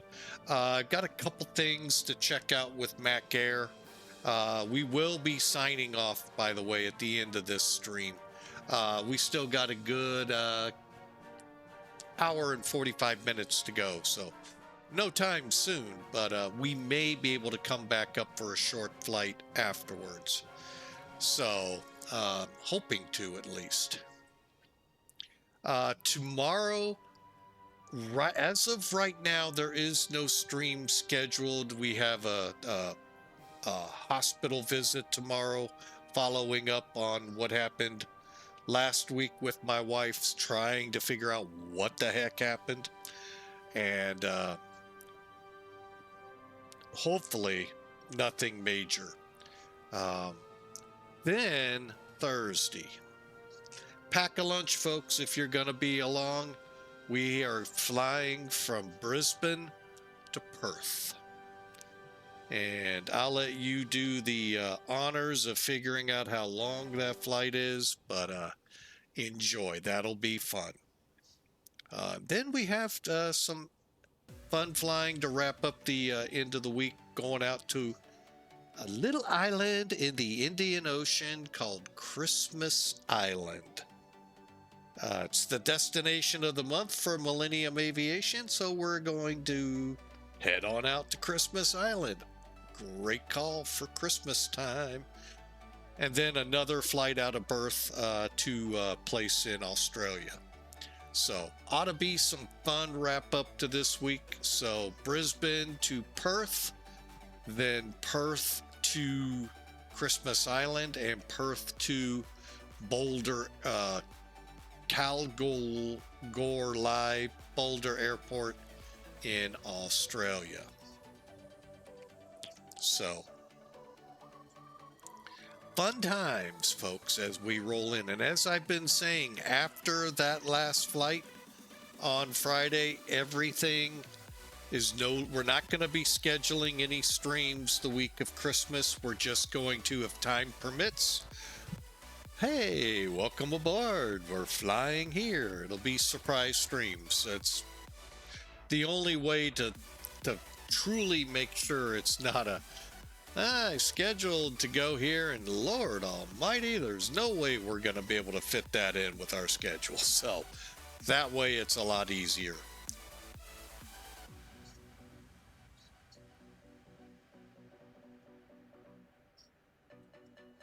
Krampus. I've heard of that movie. I gotta look it up, but I have heard of that. Or I might be thinking something else.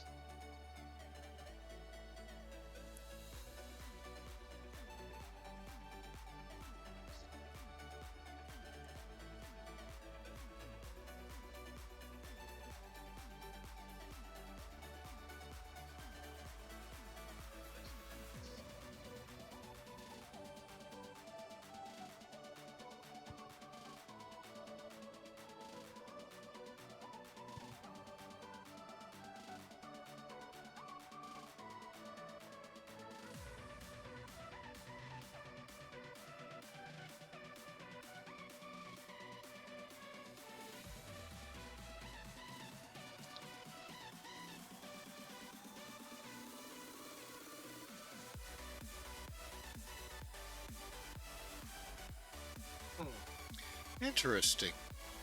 Interesting little read I had on Krampus. Huh. Pretty interesting. A lot of the um, origins of the holiday Christmas, besides the little baby that we all celebrate. Where all the little traditions, yes, they all came from pagan, this and that, but you know, to those that say, well, then it can't be Christmas if it's not when Jesus was born. Well, then I say to you, we can't celebrate Martin Luther King's birthday because it rarely falls on his exact day. That one's harsh, I know. Because it's a different day every year so that they get the weekend off. Just like, well, we do actually celebrate Washington's birthday, I believe. No, we actually have changed that to where we get the weekend off on that too. So, yeah, it's, you know, it's not unknown, folks.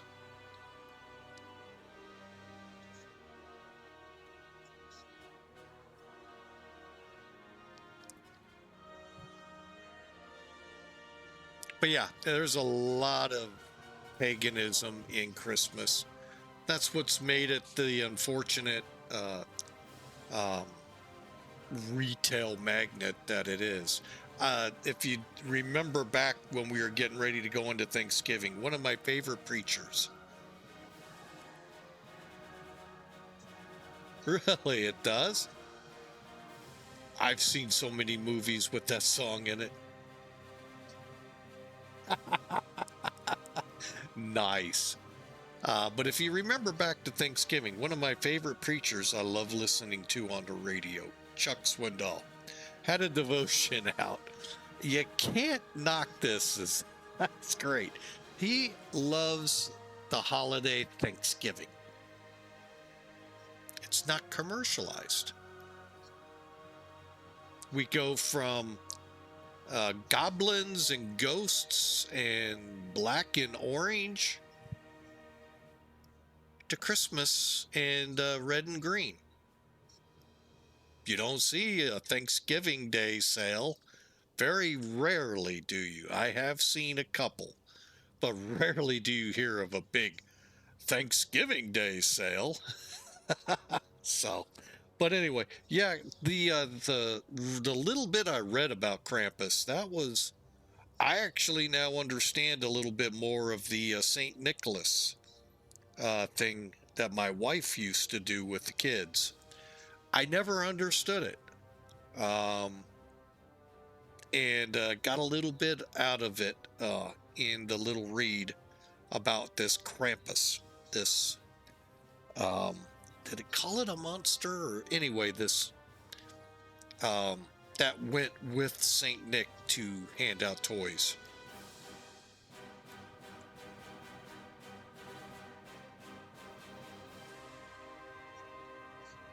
So, and that was just a quick Google search, folks, nothing in depth.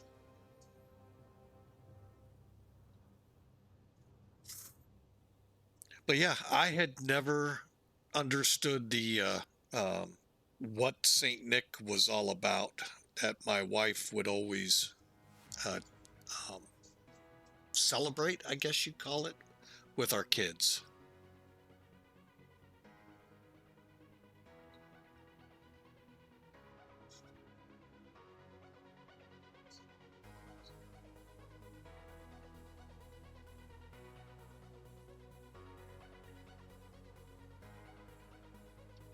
But for some reason, I think I have seen that movie Krampus. But I've seen so many different um, Christmas movies. Sorry, Die Hard is not a Christmas movie. For those of you that are getting ready to say it. Oh.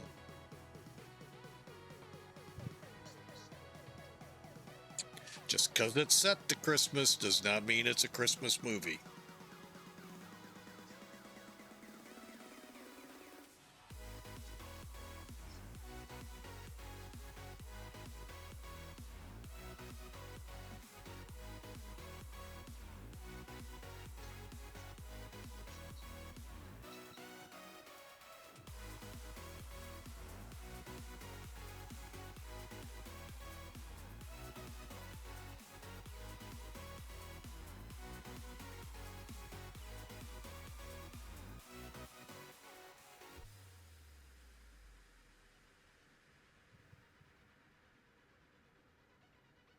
All right, we ought to be getting close to Madagascar. Ha! There's land ho! As Cornelius said and rode off on a red-nosed reindeer. And probably in a few other movies.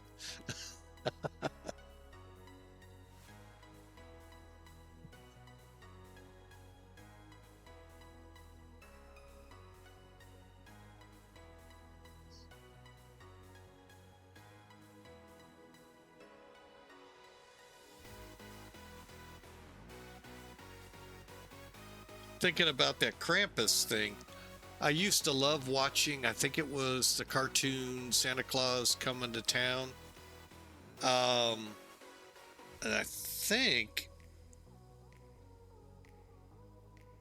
that was more based off Saint Nick and a monster-esque figure going at the end of the movie, end of the cartoon, however you want to call it. Could have been a Krampus-like person.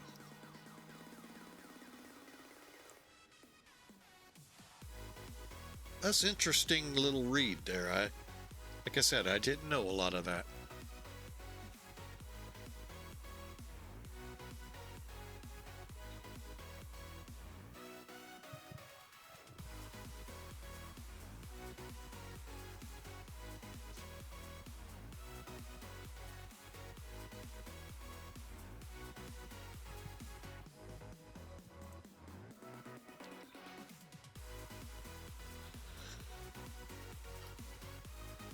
Oh, we're coming into Madagascar. Then we'll go out over the ocean again and then prepare for landing at our destination, Sainte-Marie Réunion.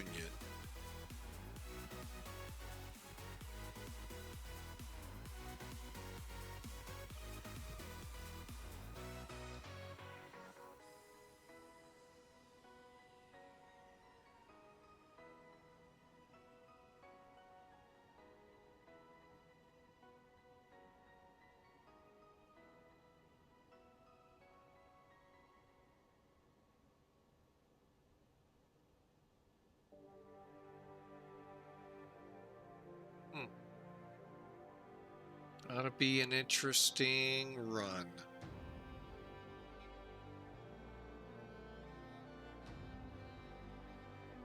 Just kind of looking at it on Sim Toolkit right now.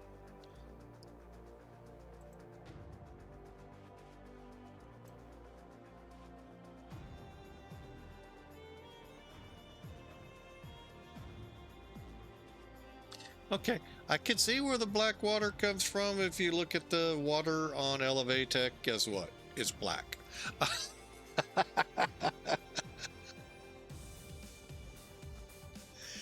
Oh,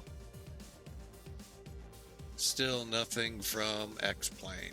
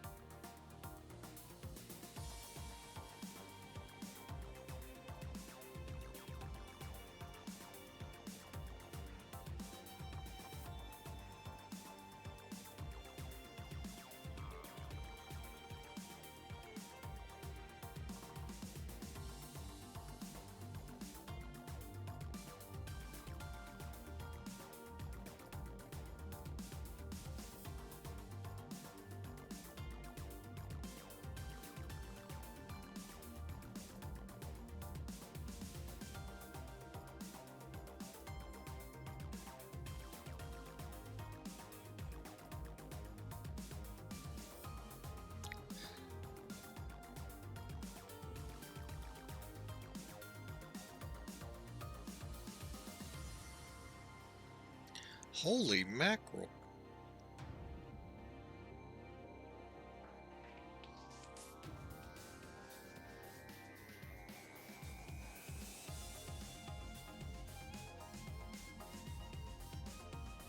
Huh.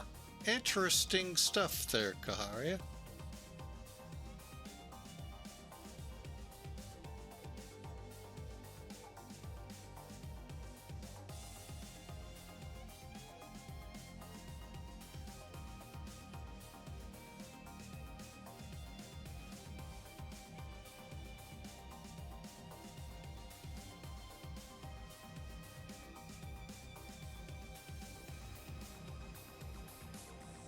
Wow.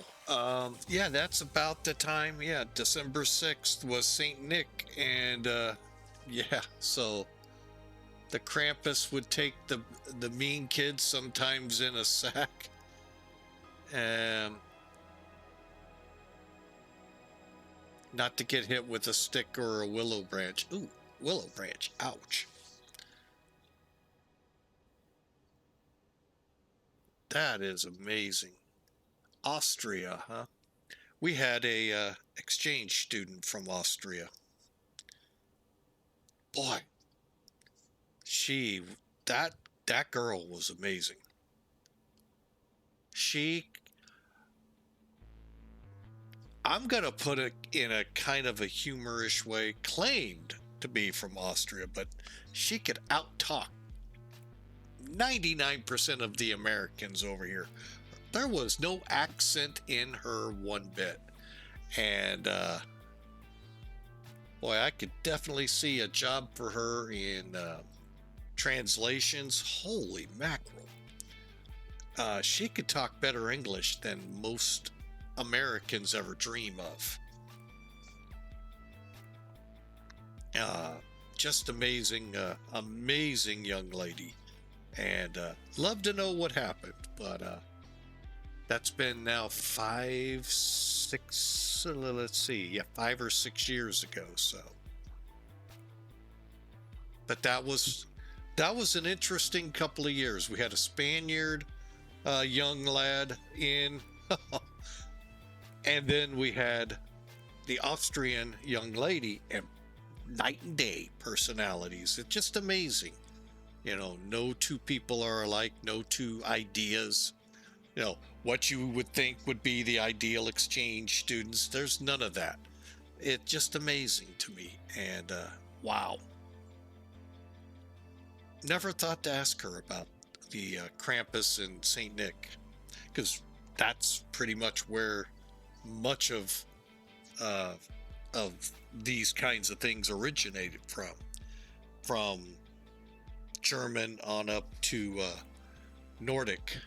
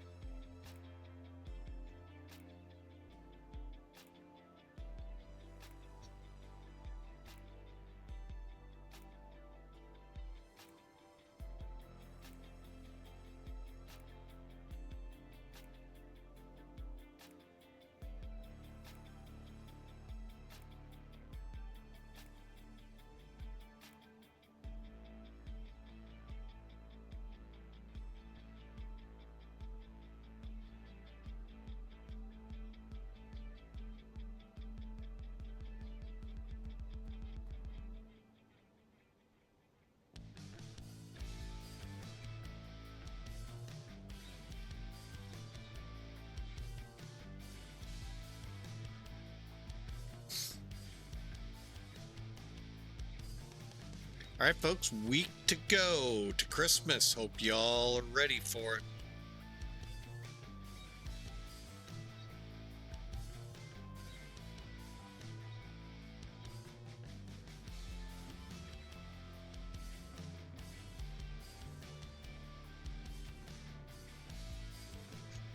Because I know I am so looking forward to it. Only wish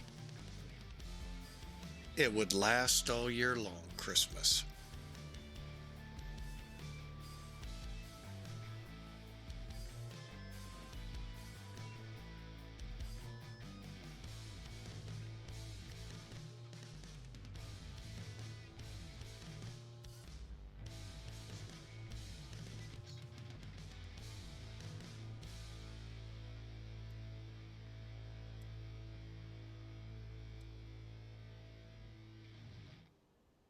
Ha!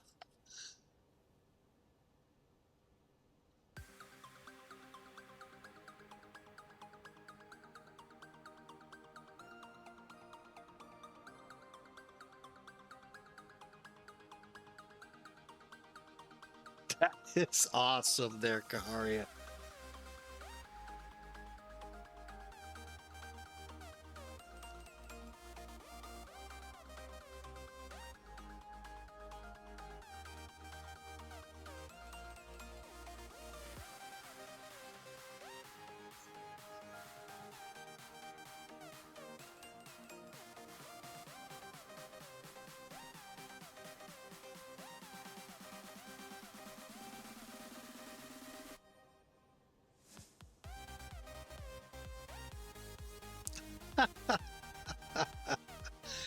That is awesome.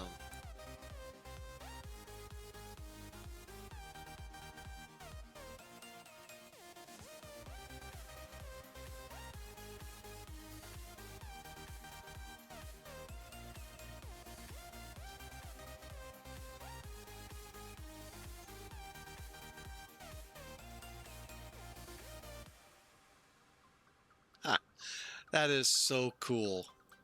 Thanks for sharing there, Kaharia.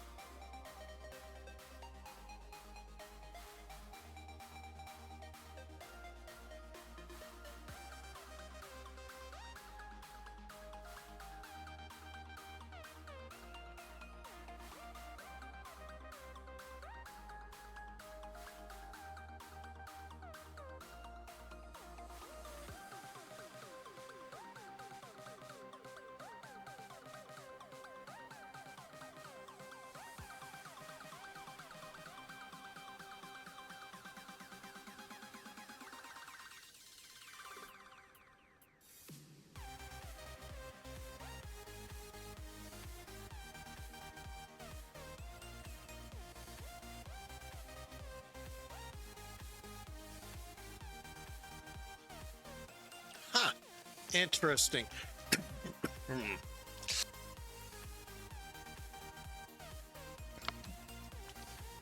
Yeah, that is pretty cool. That's one thing me and the wife really want to get out. I'm not sure if we'll do a river cruise, but love to like fly into Austria and see the countryside. Uh, but ultimately, it would be better on a river cruise. But I don't know how much time you get in like Vienna. But that would be awesome to head in and see this time of the year. That would be, well, would have been a couple weeks ago, but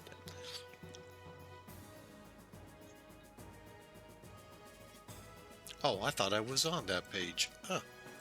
Another link. Oh, I love the costumes. Outstanding. Almost like Halloween in December.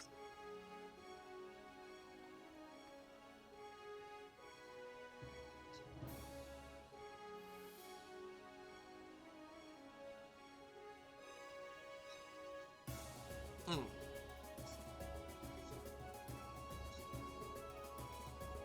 That is cool.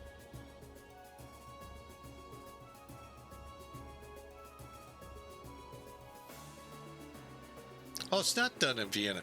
Well, that's where we'd have to come into, but we'd love to see the Vienna, some of the other German territories outside of Austria, and that would be so cool, but a little out of our price range right now to go from here in the States over, let alone stay about a week or so. But they don't do that in Vienna, huh? But oh man, that is so cool. I'll tell the missus about that, and then we'll go, wish we could do it.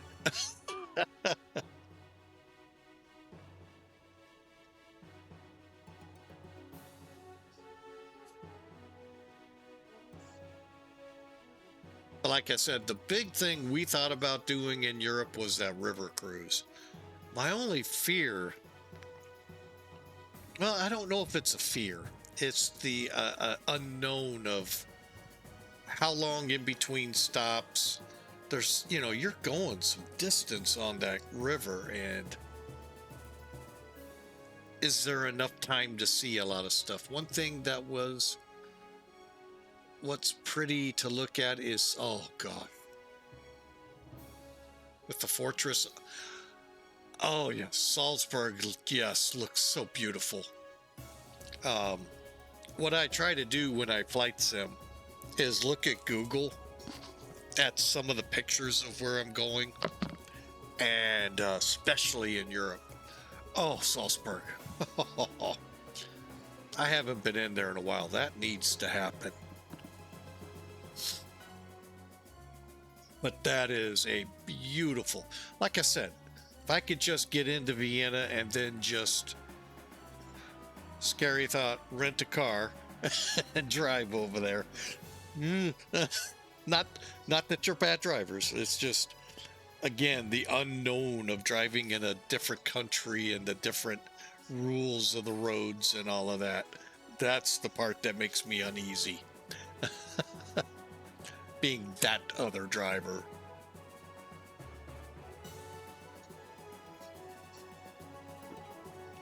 But yes, Salzburg looks so beautiful. That's right there at the front, like the entrance to the Alps. Need some additional pair of pants. Yeah, I might.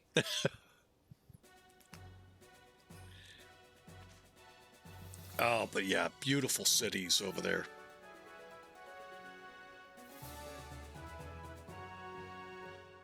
And not just Austria. I mean, what pictures my mom and dad have shown me of Germany, Switzerland. Let's see where else did when we were in the 60s in Berlin, they did a lot of traveling over there, because let's be real, it could be once in a lifetime. You may never get a chance to get back. They have a couple times, and it looks spectacular. And I'd like to get over there. I like to ride the trains. Not sure, like you said, about the driving part. But yeah, I'd love to see Europe.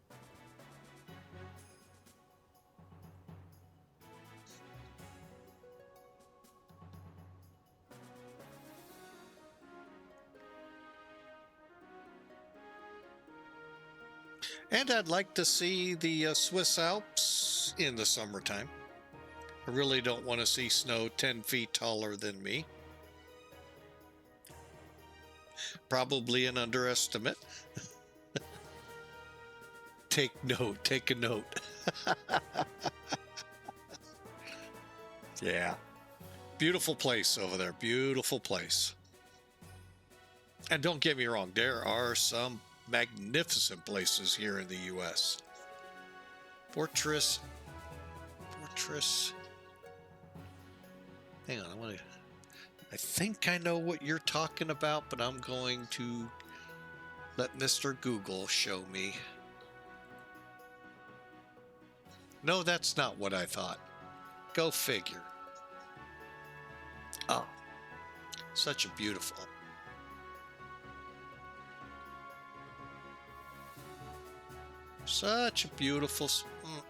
city there.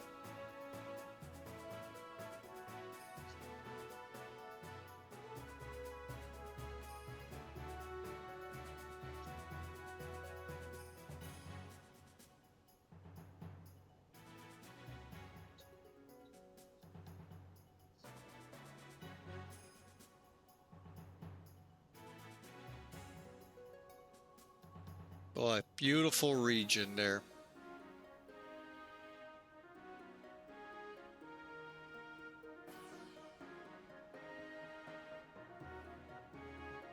Oh, there's one of those river cruises right there in one of the pictures. Wow. Beautiful, beautiful, beautiful.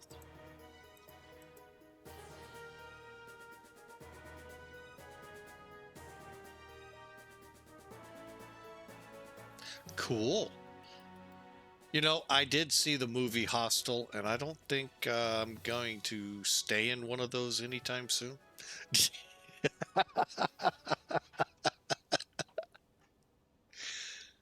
Oh, watch this. That would be fun to watch the city go to sleep.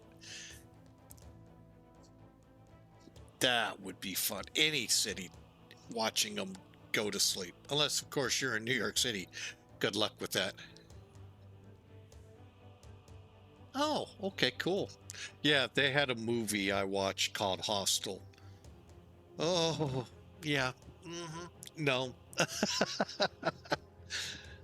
Horror movie, so that helps you out any.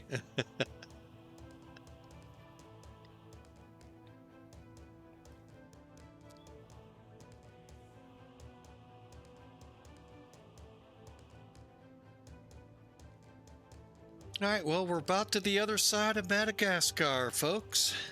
And looking at, hour and 10 minutes to our destination. This is one of the longer legs in this series of flights with Mac Air. And it's about 1,500 miles if my memory's up there. There's some pretty long hauls on this one. This is the longest, though. It's Airbus, folks, A320s. So we're allowed to fly 319, 320, 321s on it. So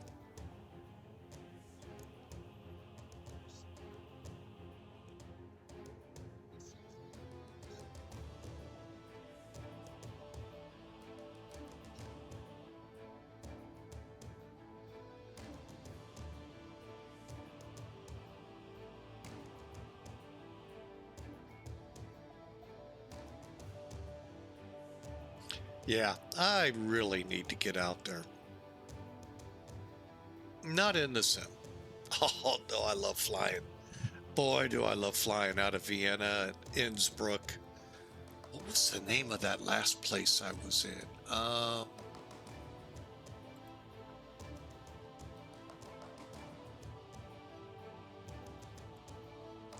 I didn't get a chance to, like I normally do, look at pictures. It caught me off guard.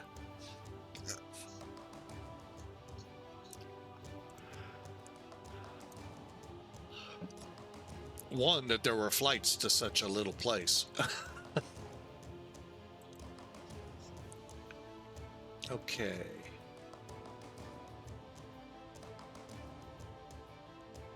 Klagenfurt. Klagenfurt? I did not expect the flight that short in an Airbus. Oh, man.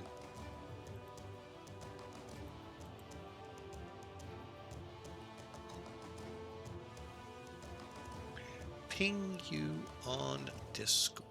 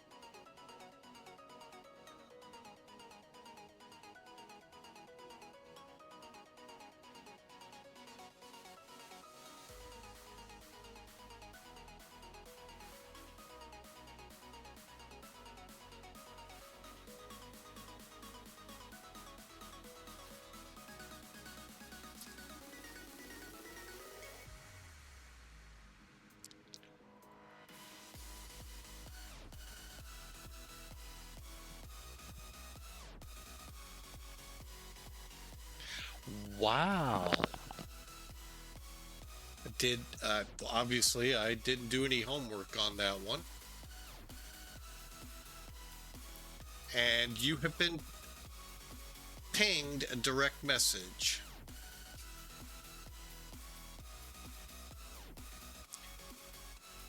And if there is another way to ping, I don't have sonar. One ping, please.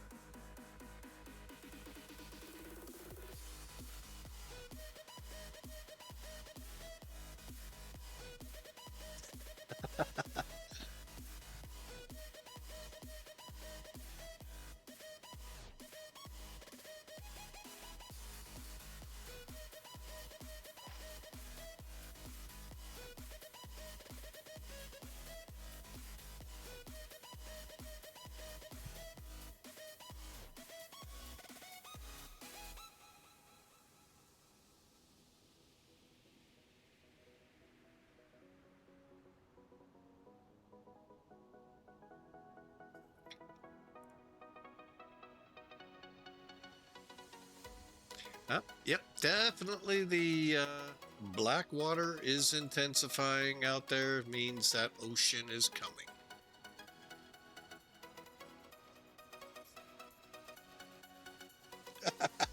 The mobile is slow. Yeah.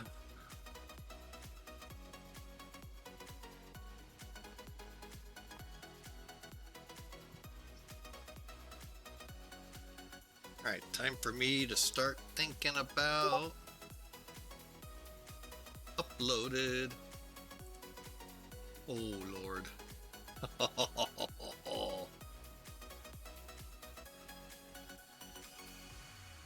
How beautiful.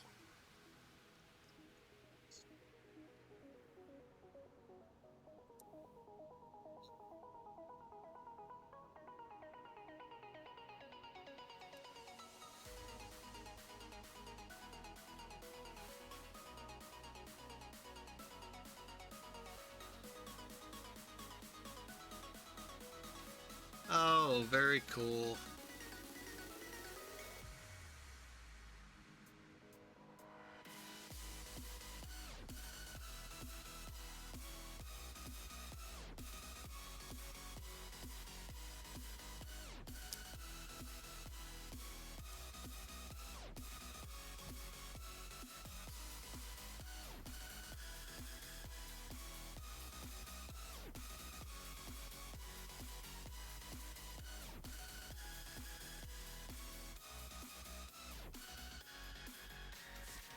360 miles to go. Far cry from the 1500 on the takeoff.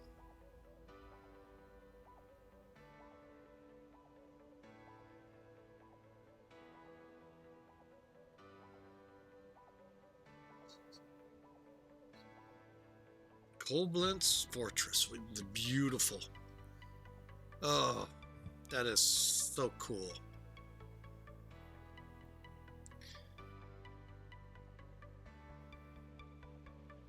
I'll have to show the missus after this flight and say, we need to book a flight.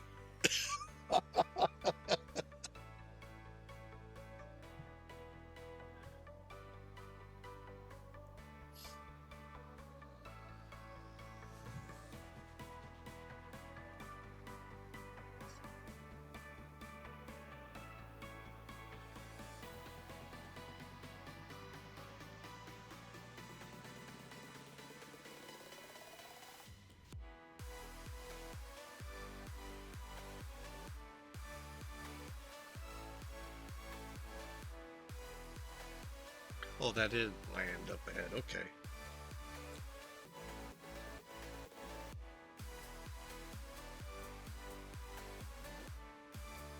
I think that might have been one my dad showed us, land shoot. In Berserk. Oh. Is that over by Ramstein by chance? Or am I thinking Landstutt?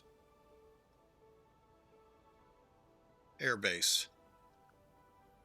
What else is there? Don't look to me to get these right in pronunciation. Because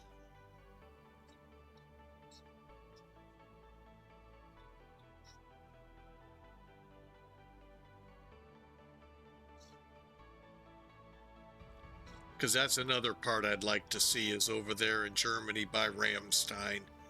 That looked so cool, and I know Bitburg isn't far away from there. Uh-oh. I got pinged. Ooh, very pretty.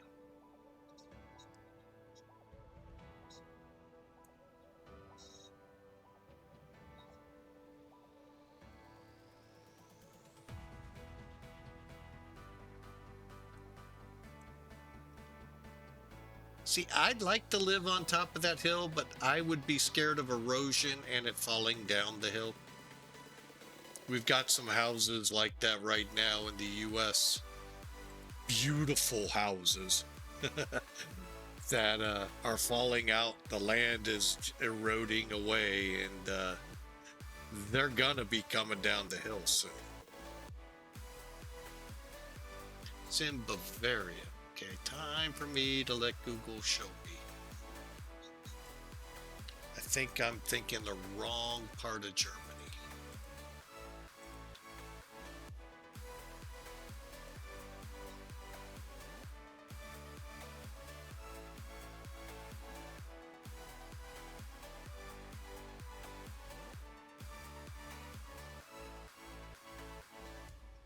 Oh yeah, I was way off. It's north of Munich. Okay. And I know I pronounced it wrong. And when I pronounce it the way they sound to me, I'm even worse. So,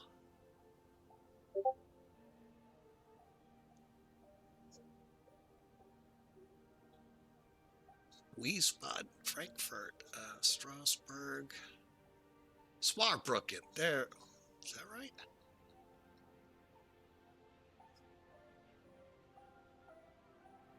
Get my bearings here in the country.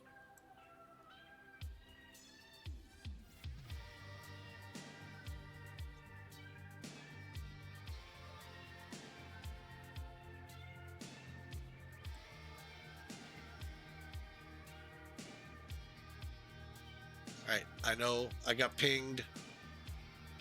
Uh-oh, this something tells me this. Ooh, what is this? Is wow.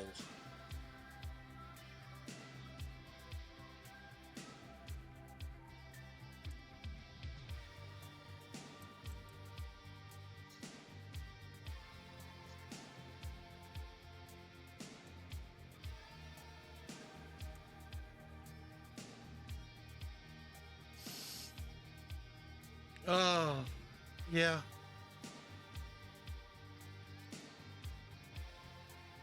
Very beautiful. Very beautiful area.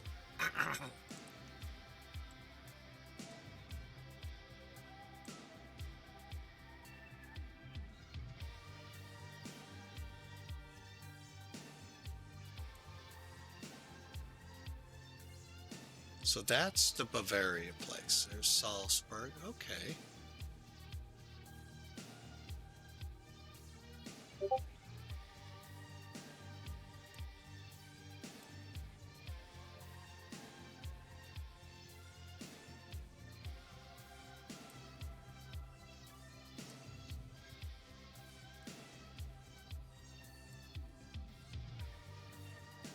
Oh, some cool architecture.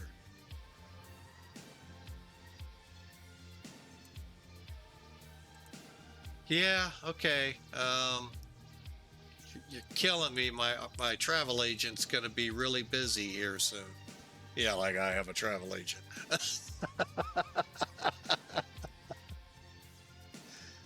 Wow.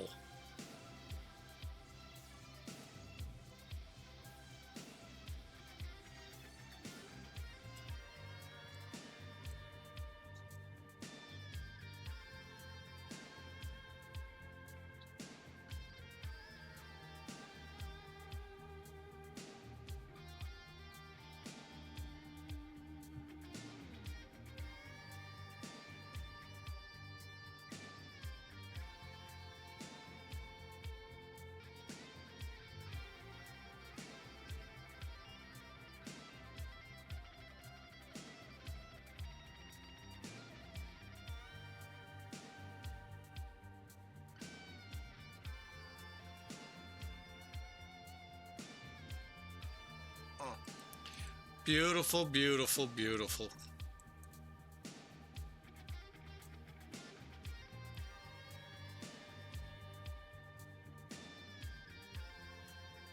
Yeah, I saw Stuttgart. I'm not about Zuffenhausen. Yeah, I'm gonna cause a world war again. Don't want to do that.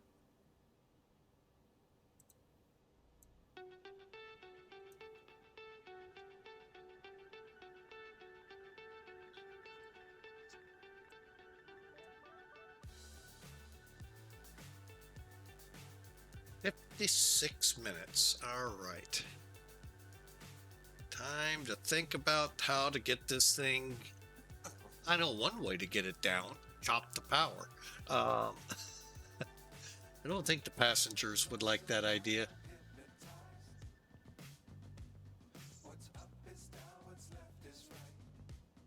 All right. What kind of weather are we dealing with here? Huh, beautiful. Beautiful, beautiful, beautiful.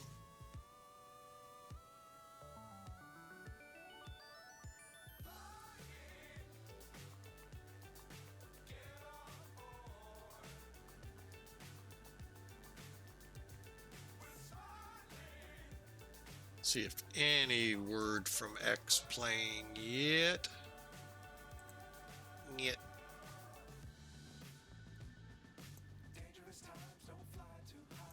That's okay.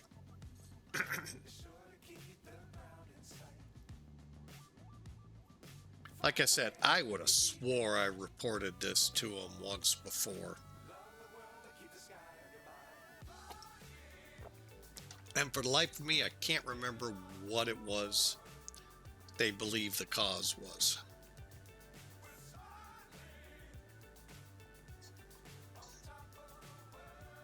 Uh-oh, one thing you have to warn me of. Uh-oh, black water.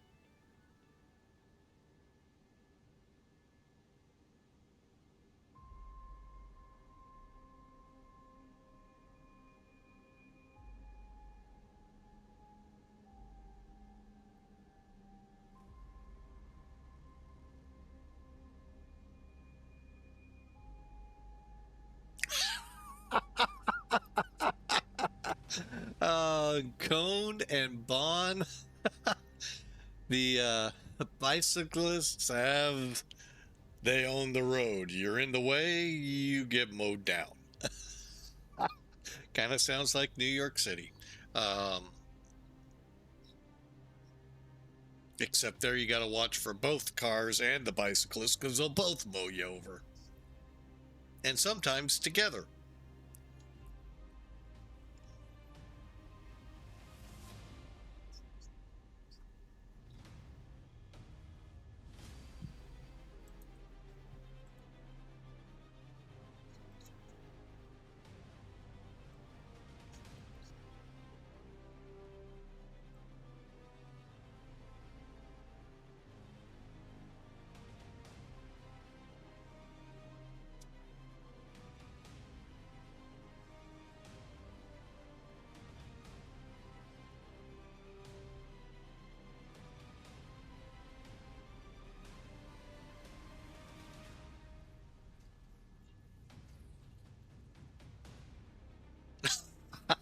Yes, that too. The bike riders were like an army on the sidewalks or bike lanes. Yeah, well, New York City, yeah, same thing. Cars are everywhere. On the sidewalks, in the bike lanes, and just like the bicyclists. Yep. I think that's a big city thing.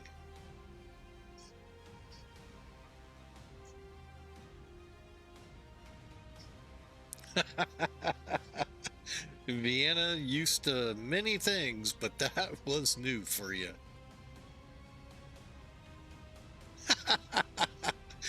Oh, well, I will say this much where I live. At least we get the ring ring before they hit you. Oh, and I'm glad for that. But yeah. Oh, man.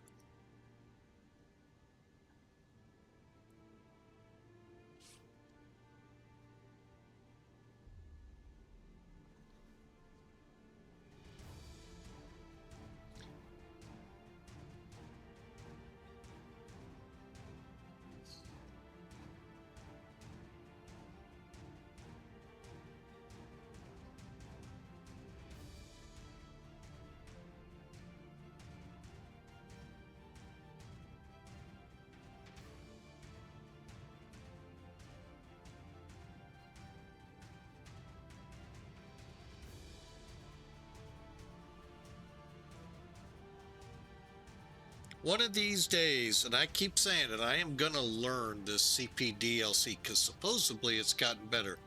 I was on a bike tour, 876 kilometers. Wow. Pedaling through Germany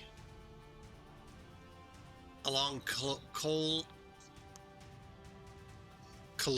I never can get that one right. Was something different. That's something different for me to even think of 800 kilometers on a bike. Ooh, ooh.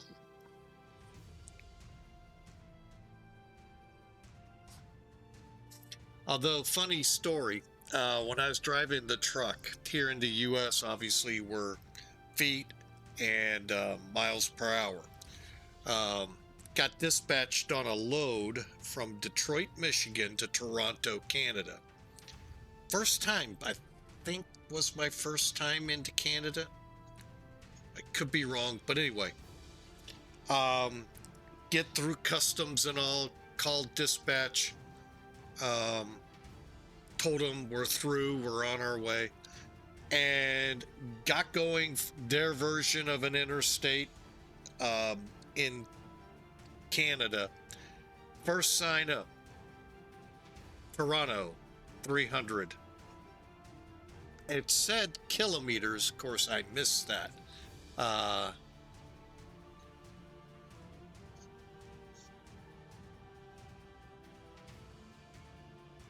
Ooh, cool. Um, well, I missed the kilometer thing and go, oh my gosh, I'm supposed to be there in like 3 or 4 hours. If it's 300 miles away, that's like a 6 hour haul still. Till I happened to look down at my speedometer and went, oh, wait a minute. I'm doing 100 kilometers an hour at 60. I'm only 3 hours out. So, not very good with metrics. But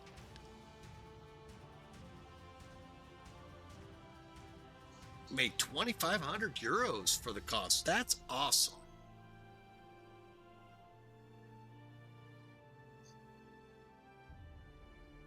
Yeah, that's awesome. That's like the not Make a Wish, St. Jude over here. Um, I'll bet exhausting. But St. Jude over here basically is a hospital that oh, I can't think of his name now. Danny, come on, Mike. Anyway, set up. Was a big star back in the 40s and 50s. White Christmas being Danny Thomas, and I think Danny was his first name. Anyway, set up this hospital because kids with cancer, he wanted it to be made so when the child came there, the parent didn't have to worry about paying a thing. And everything raised went to paying these bills off for these parents with children who had cancer.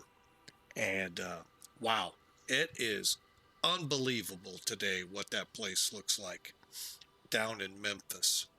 And oh, that's one of the two big charities I love, them and Make a Wish. And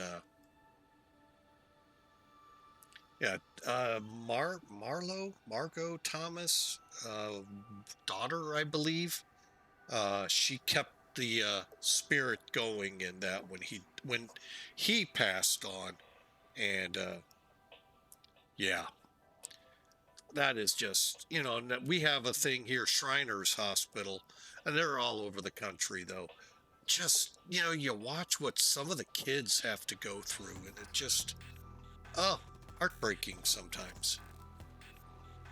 And the fact that these institutions are there to not only give aid to the kids and help cure them of cancer or whatever else, but that they're going that extra mile to make it easier on the parents who are also struggling through this. I mean, I can't imagine.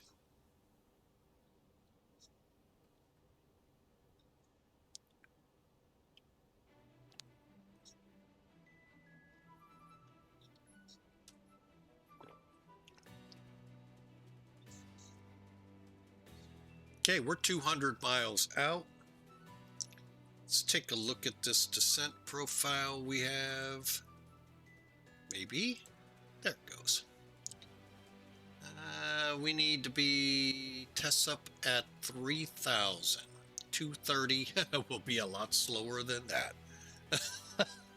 We'll be turning on to final at that point.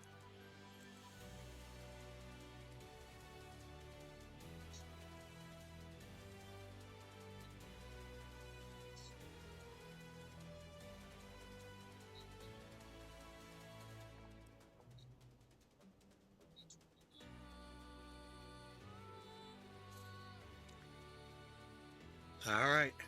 Not far away, folks. Not far at all.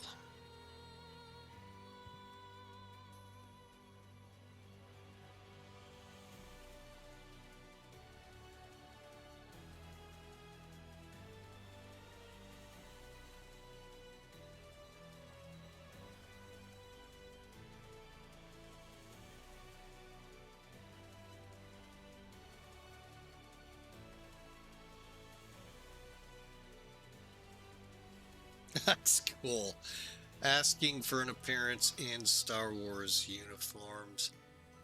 Had some Make-A-Wish film. Oh, kids soccer and Star Wars. Yeah, we have a lot of Star Wars trips to Disney, obviously, Disney World.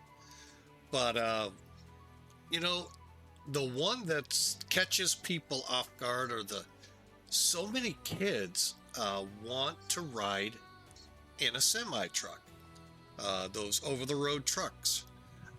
And they have a huge outcry for that and superheroes of any kind, being a superhero for the day or a policeman, some fire. Um, but boy, what I've seen with the trucking industry with that, unbelievable how many kids. There was even a song in the 70s. Now, if you go out and listen to this, it's called Teddy Bear. I guarantee you, if you can get through that song without a tear in your eye, you might want to poke yourself and make sure you're still human. It will gut wrench you. And oh my gosh, I can't think of the guy that sang it, but oh, and that enamor with the trucks was always a big thing. Wanted to get into so much and have those kids sitting shotgun. Just never could get into where the convoys were.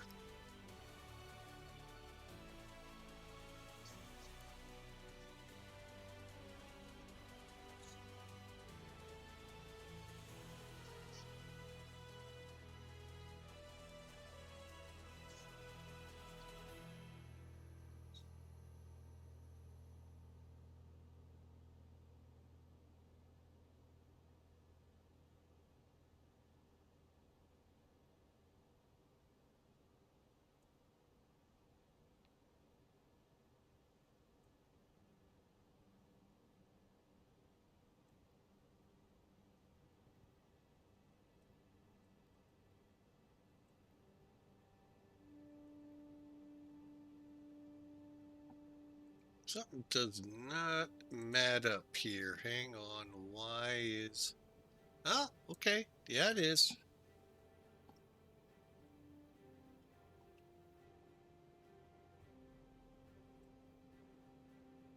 Eight miles out. How high is this airport?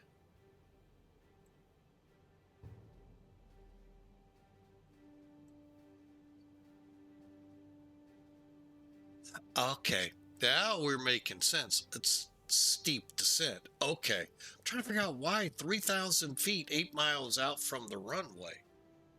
And it's only 60 feet above sea level. I'm like, holy mackerel. So we got a 3.3 degree descent. So we'll be fully configured for that. All right, 170 miles out, 40 minutes, folks. Last chance for your brakes. Same with me. I'm going to be right back. Gonna hit that lav, walk, get my legs some blood moving in them again, and get ready for the approach.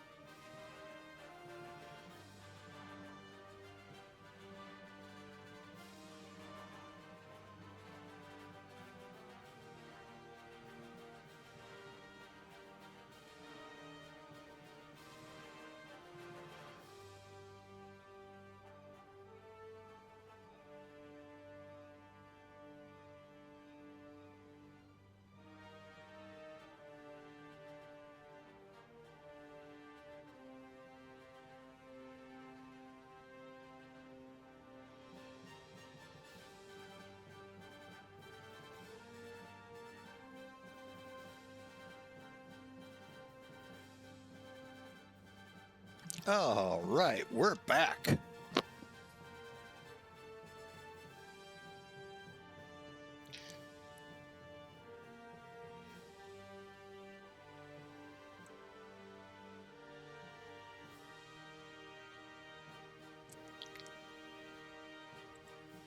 Awesome. Okay, remind me not to get around Kaharia. She's shielding a lightsaber and that might hurt.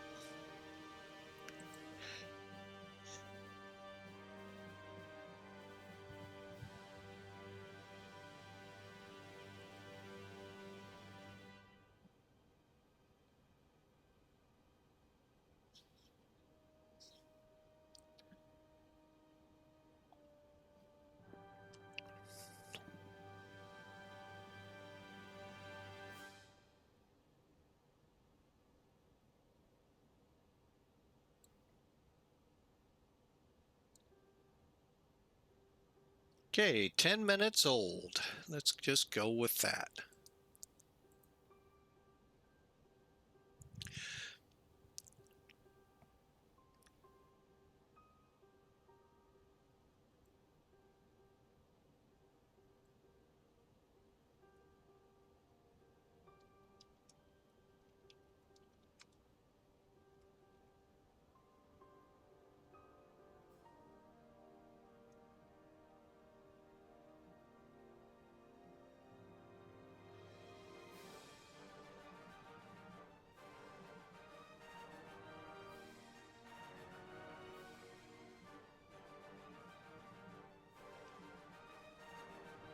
Okay, and this is to help out somebody having difficulties with these Airbuses. When you get within about 100 miles or so of your top of descent, fill out this approach page. It's a little different than what you do in Boeing. All you do is put click on the flap setting and put the speed in, unless it's different. So here, we got to fill in the 1017. Whoop. Hate when it does that. Okay, temperature. Temperature for this is 24 degrees Celsius. Now, I did not mention on the QNH, if you're in the US or areas that use inches of mercury instead, you would need to do, for instance, like here today, I think we're like 30 dot. You actually have to put the dot in 10 up here. A lot of times it'll already be formatted for you to do that, but you would still put the dot in. And we're looking at a wind of 110. Diagonal 11. Okay. Now, the right side of this, under the RNAV 12 Zulu. Yes, I know most of you would do an ILS. They don't have one here. Go figure. So go to your chart. Here, I'll show you real quick.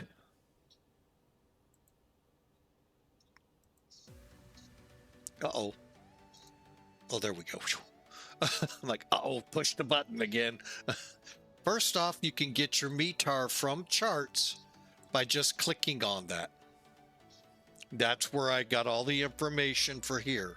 Even tells you how old it is. And if you see a departure or arrival or anything like that off to the side, check it, because you may have ATC. And in the US, there are a bunch of airports that have what's called D-ATIS. Now, that's not a US thing. That is a worldwide thing. But in the US, you can actually look up the ATIS in Hong Kong for the airport you're going to before you even leave the ground.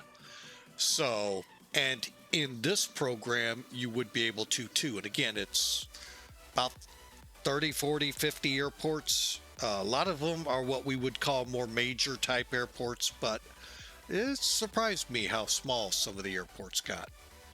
All right, so anyway, so you bring up your chart. Here's our arrival, GERAG to TESSUP. Then here's the actual RNAV chart. Let you all read it, those interested. We are not in CTAF area, so we don't have to worry about, hey, Godspeed. I thought I'd ping you, let you know in case you wanted to follow along in the trying to figure out where you're getting hung up in the landing process. So we're just in the getting it ready. We should be descending here shortly. The good thing with the A31920 and 21 versions, 330, maybe the 340, definitely the 380 and the 350, you do not have to enter ILS frequencies. The A300, I think you do, and the A310, I think you do. The rest of the fleet, you don't. It's all in the McDo's. And I could be wrong with the first Airbuses that were ever out there. But anyway, that's all in here. But when you start getting close to your airport, a couple ways to check. RadNav. It'll have that frequency if you're flying an ILS. We're not, so that's something we're not worried about. Let's go back to perf. All right, so here's the arrival into TESSUP. We'll come down here, hit the head for the runway. Descent profile. Now, here's where you here's where it gets complicated in a way. ILS, piece of cake. You can either use the bracketed numbers, which would go in your DH, or your bold numbers, which would go in your MDA.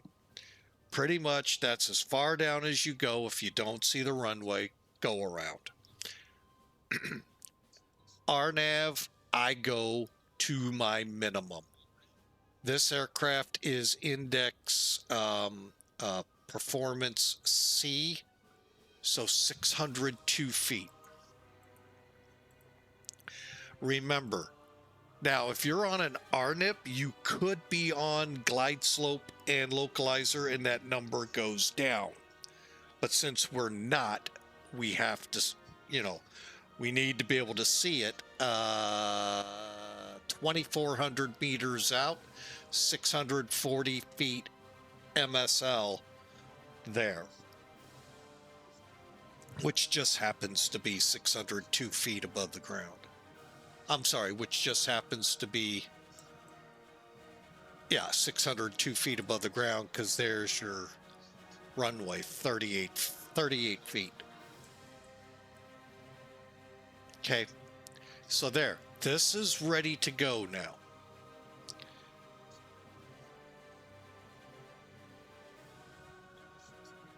Our lovely Black Sea headed into La Réunion.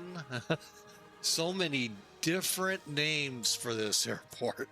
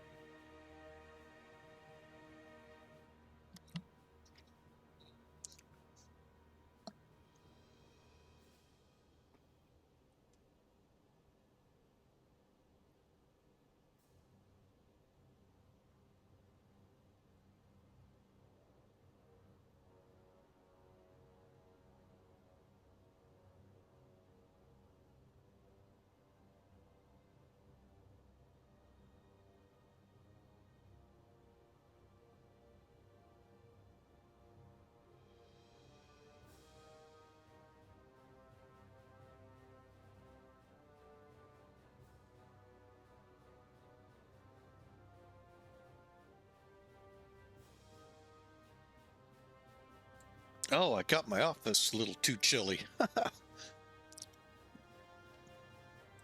Okay, so that takes care of all of the good stuff.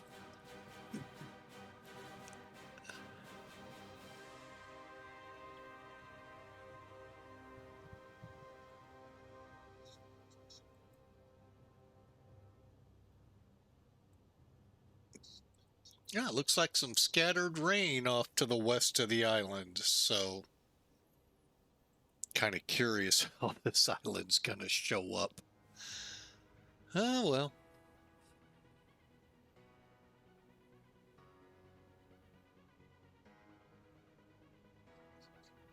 There we go. All right, so we're on LS. Now, technically, I could have been on airports, but when you're in the middle of the water, not going to show much. We're set up good there. I'm going to go punch that up a little. Okay, so after GERAG, we're expecting the top of descent. Right, while we're thinking about it. Okay, landing elevation shows auto right in the chart. Right there. Next up, McDo arrival is in, the performance is in. Let's get the wins. How I do that is I come over here. Now, this side takes care of your fix informations, holds, airways, and whatnots. Okay, click return to get back. This side handles constraints like altitude, speed, wind data, step altitudes, all of that stuff. We just happen to want to update our winds. There we go. And return. Okay, so our winds are up to date. Now, approximately 20 miles out. You can do that by simply going to perf. We're now 40 miles out. There it is, right there, coming on the nav data screen. Get in within about 20 or so miles, we can start that descent by the checklist. I don't know if I have this one up there or not.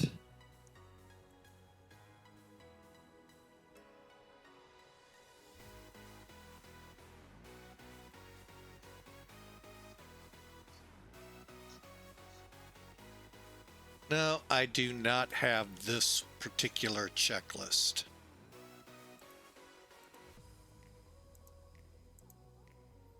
All right.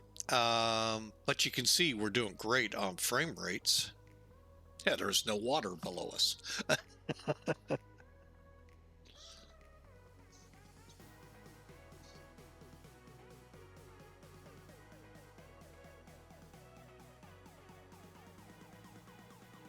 All right, so when we get to 20 miles out, which is in about 10, we'll start our descent. And that is actually pretty easy here.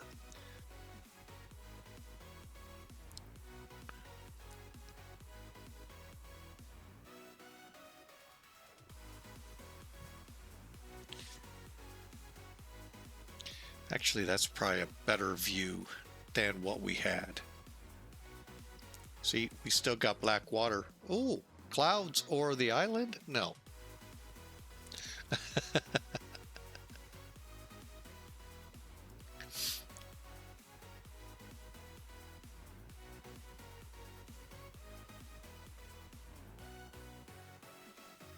Now, the one thing with this approach, this is not an ILS approach, this is a RNAV approach. So we will not have a localizer glide slope frequency, ILS frequency. It's already, even in many of the other type aircraft without it, it is built into the nav systems, that frequency. So you're going to be flying fixes to the runway, descending at the proper altitudes or feet per minute, so forth. Matter of fact, what am I planning? Now we could get over here real quick, go to landing performance, reset. Okay, that is the most current METAR. This is what I was talking about in the beginning, folks. I wish this would also be on the takeoff.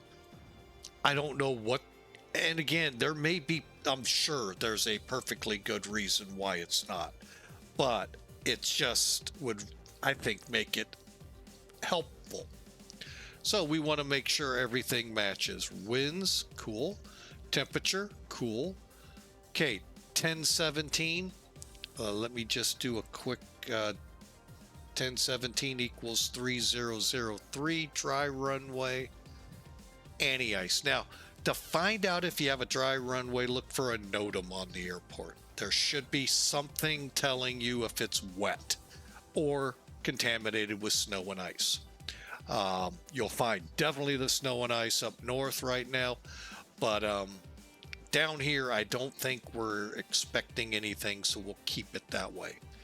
Then just come down, figure out, okay, yeah, I want the air conditioner on 24 degrees, which is equivalent to 75 degrees. So I want them comfortable. We got a 10,000 foot runway. I'm going to go medium on the brakes.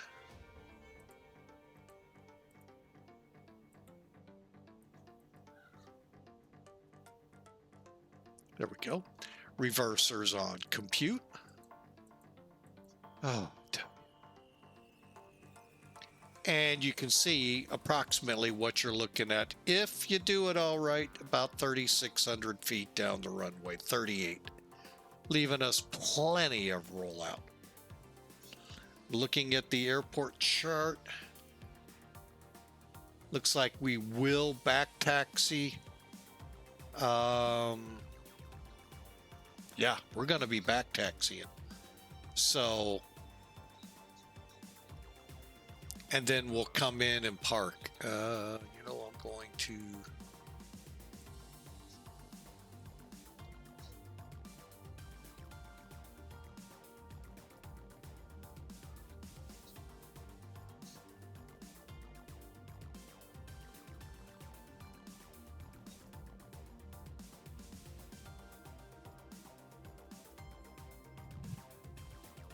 So, plan on a back taxi to get to the terminal. And there's what this is like.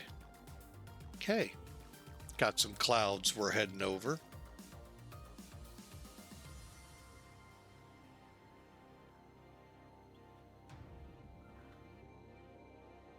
Oh, we missed top of descent. Down to 3,000.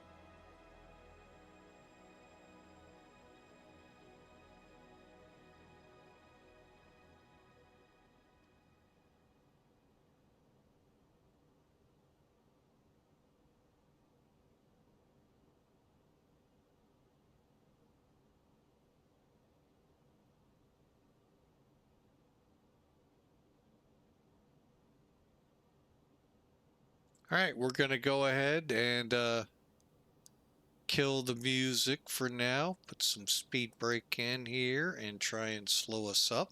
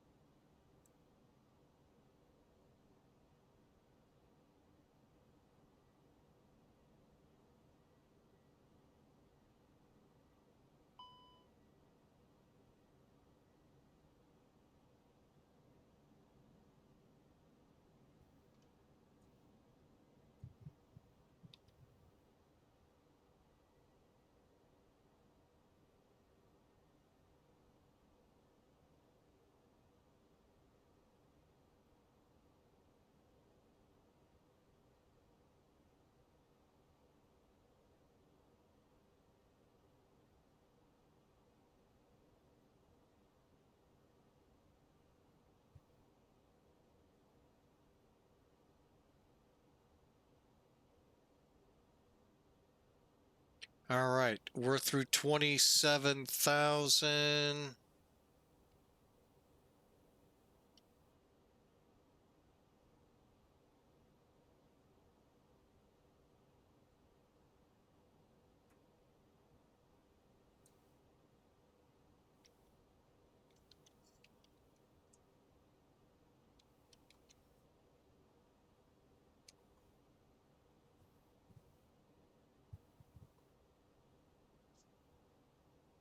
Okay, auto brake to medium.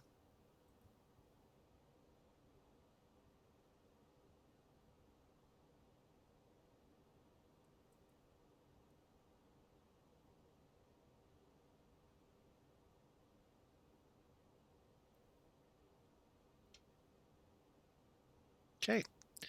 Everything's looking good. Perfect.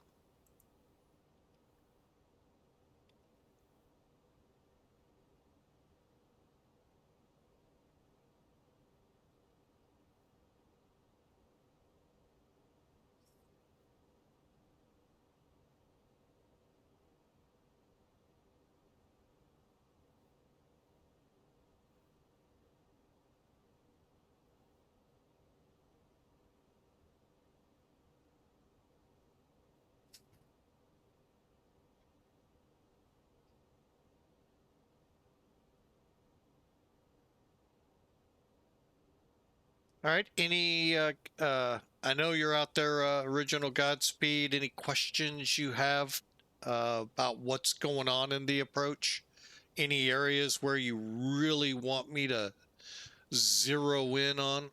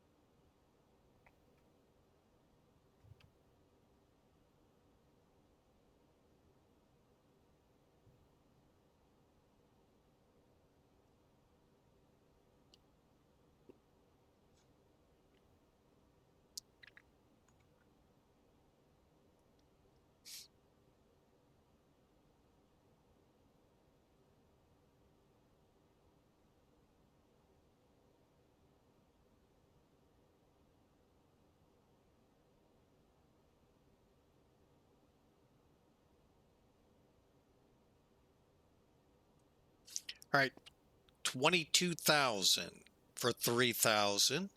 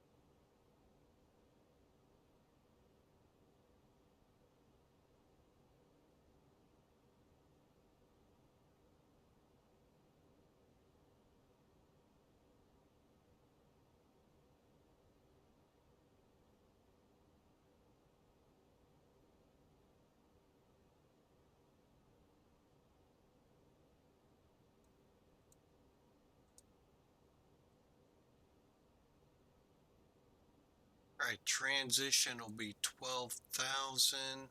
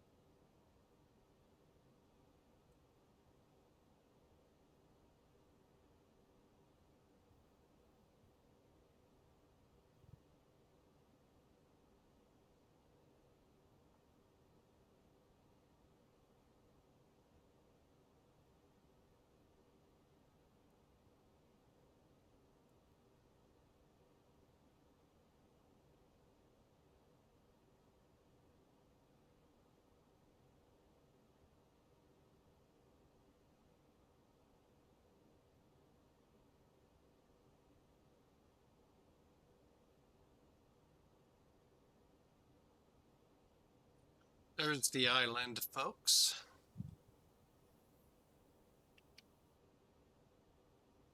Yeah, I don't know what X-Plane did here.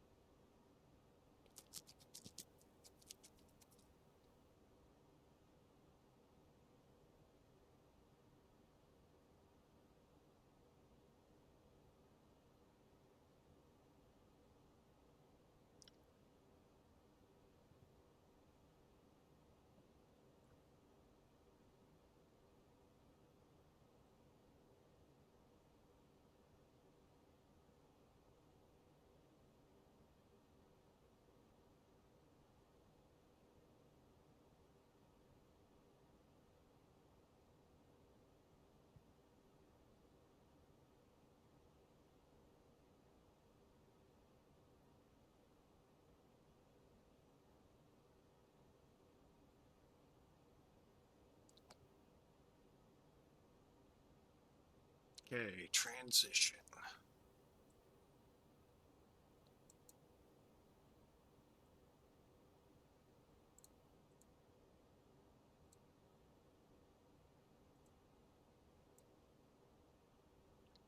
Okay, new information, 1016.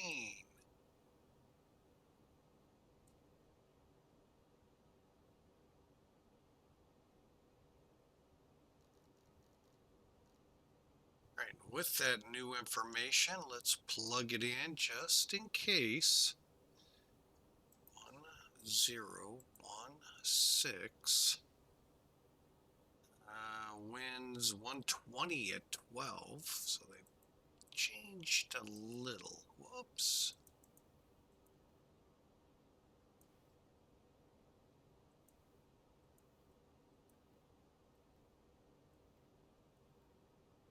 Okay. Our temperature is still 24 and our DH will stay at 602, 600. All right.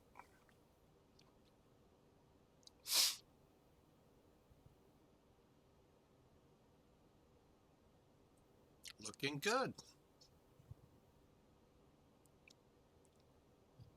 All right. Now, let's help slow this thing down.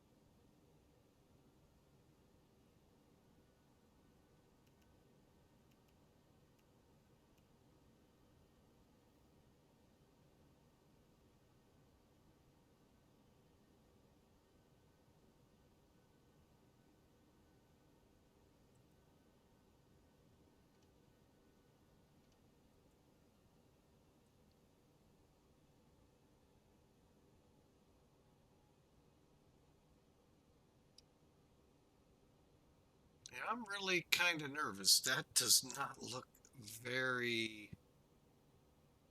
I don't know. That just looks a little, something's just not painting right.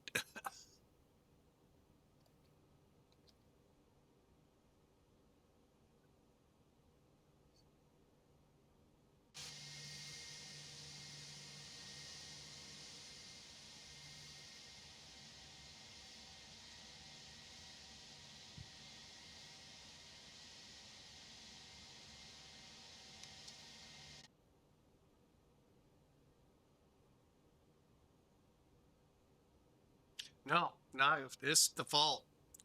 I have no idea. This looks like this could be horrible.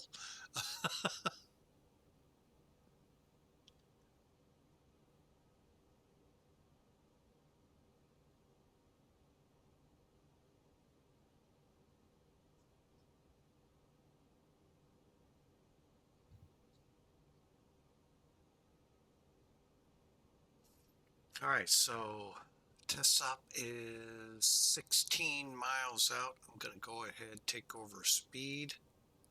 Slow us to that 230 max.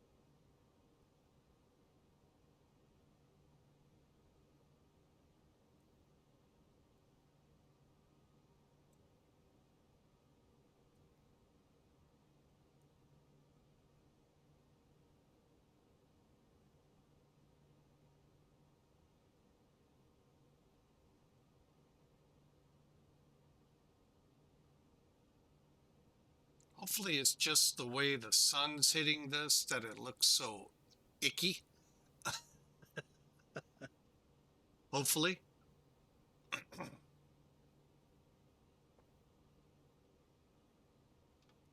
First notch of flaps out.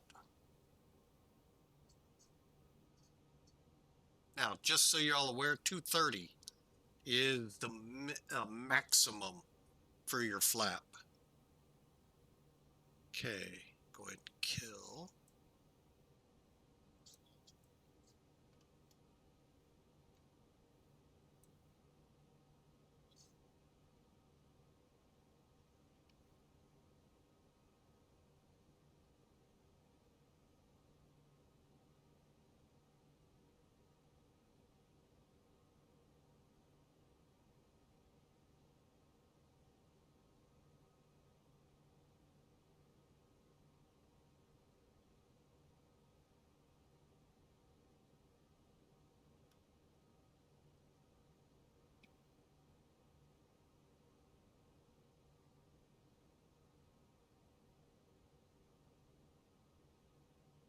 All right, we're direct the initial fix IEE12. India Echo 12.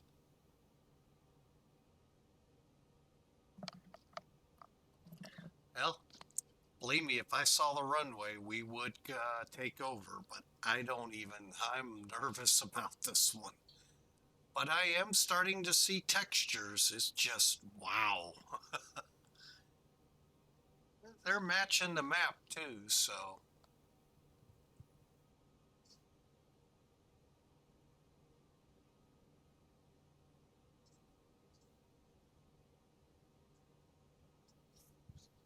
right, folks, if you're inclined to setting a prediction, exclamation mark, the word predict, put a space in there and a negative number. If you put a positive in there, it's a good chance it may not get recorded. All right, we're going to go ahead and begin slowing up.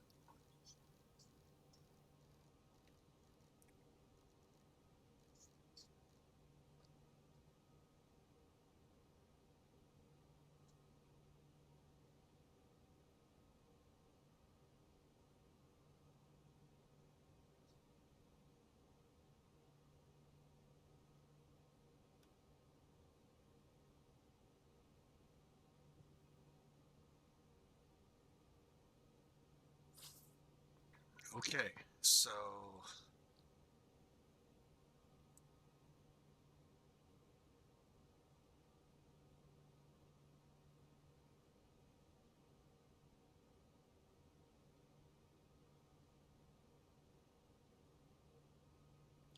11 miles out.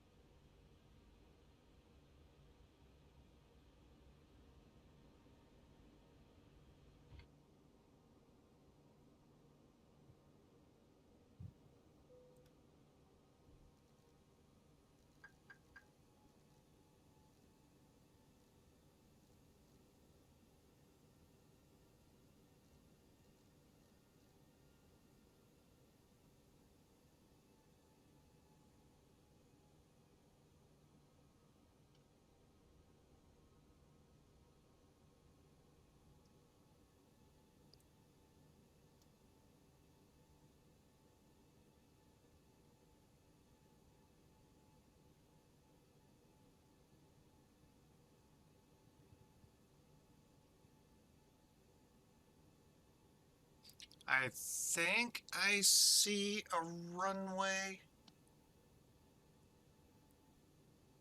2,500.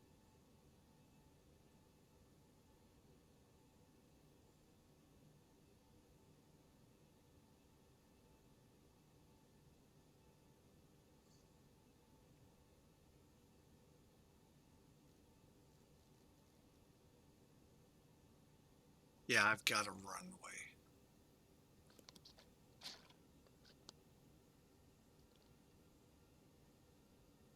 2,000.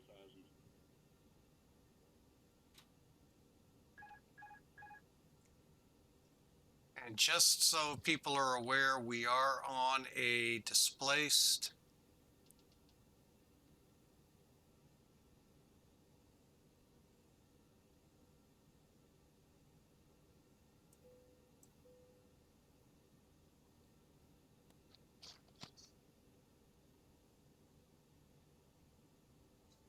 We're going to go ahead, slide over here and get lined up. Aircraft's mine.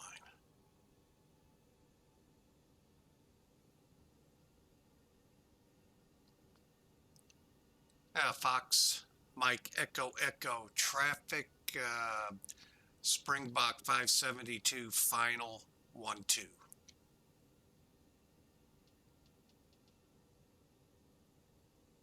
Although, you know, if I'd have gone,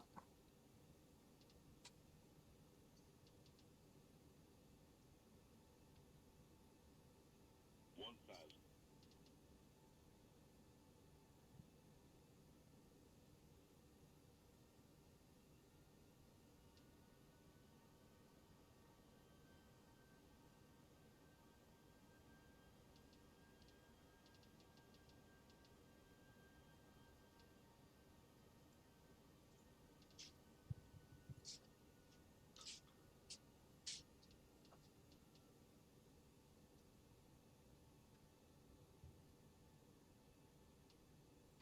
Hundred above.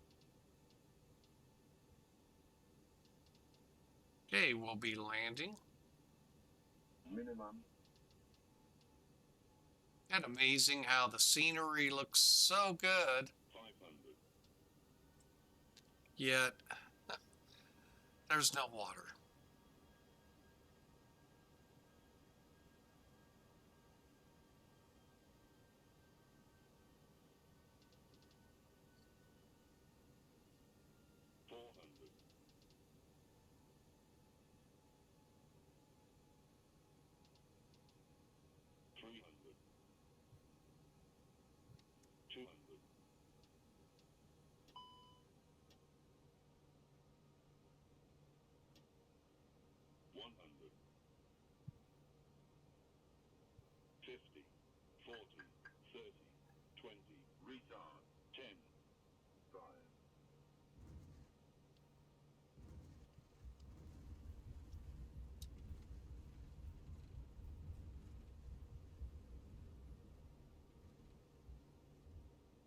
thinking I should have landed on 1-4.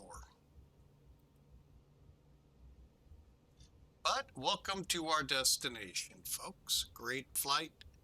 A little bit on the long side, a little bit on the dark side. But we've made it, and we just got to do our back taxi now.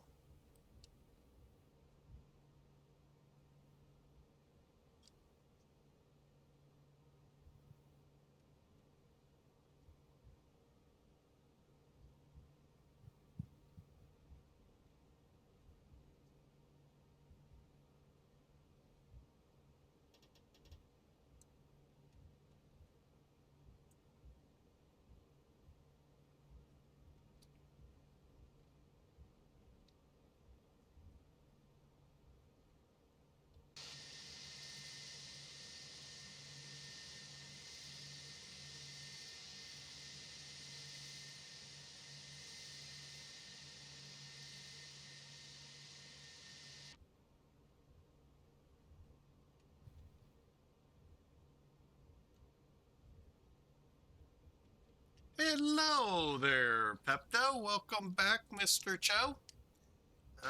We are on the ground here at our destination and taxiing in.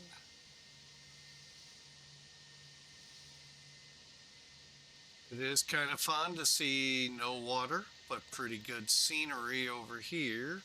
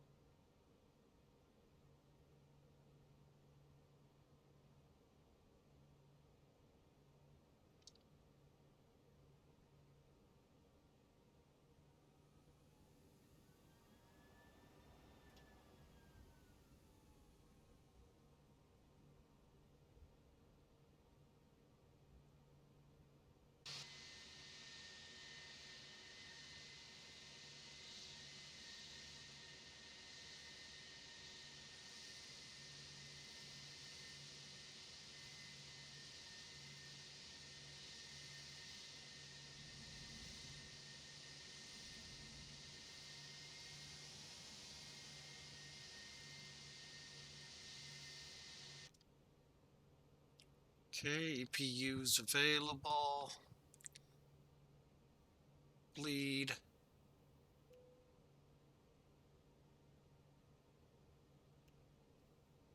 Beacons, okay, they're still on.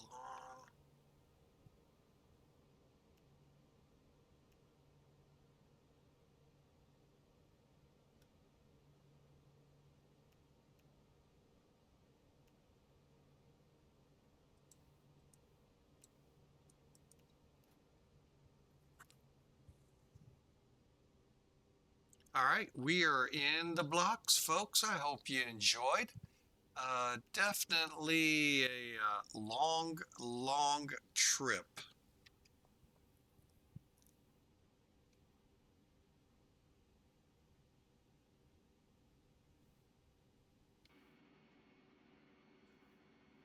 Guess we're too far for the jetway.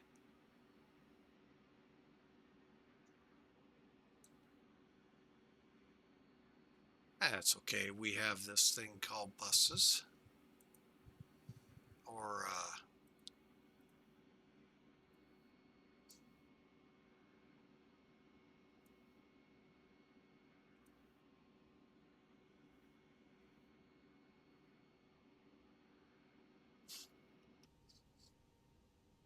all right, there you have it. Let's take a look at this and we'll call it. Great stream, great fun. Downwind stream, looks like you caught the end. Yes, sir.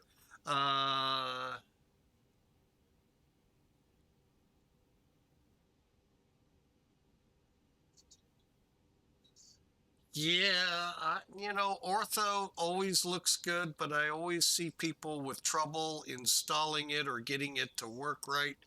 And that's why I don't. I do have the parking brake on, right? Okay. Let's go ahead, back it up with the chocks. There we go.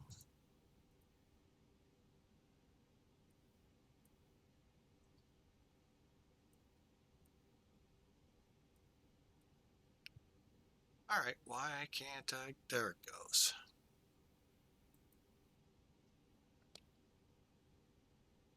Yeah, Kaharia, thanks for being around. Thanks for sharing all that great information. And you have a wonderful night there, ma'am. Have a great day. Okay, we're gonna wrap this up as soon as there we go.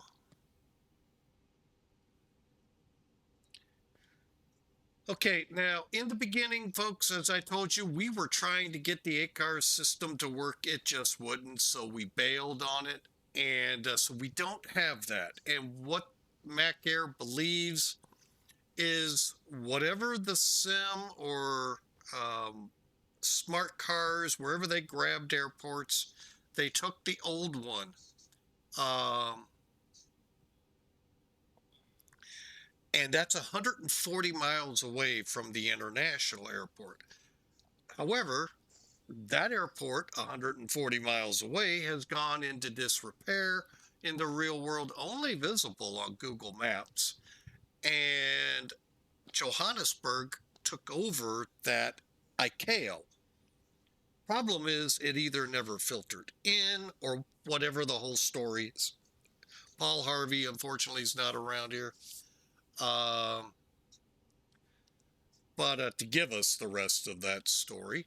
But seriously, so that's what's happened. I'm going to be testing it out offline, off stream, to see if it would pick it up.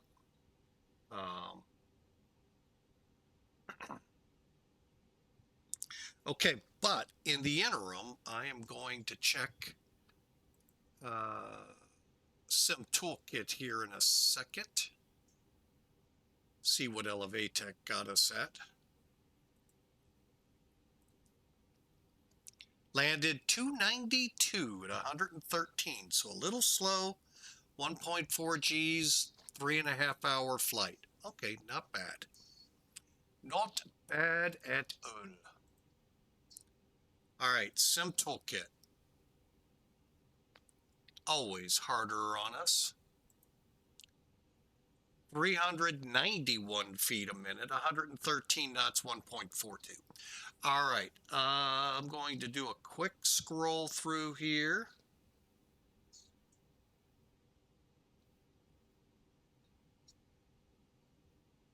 Give me a second.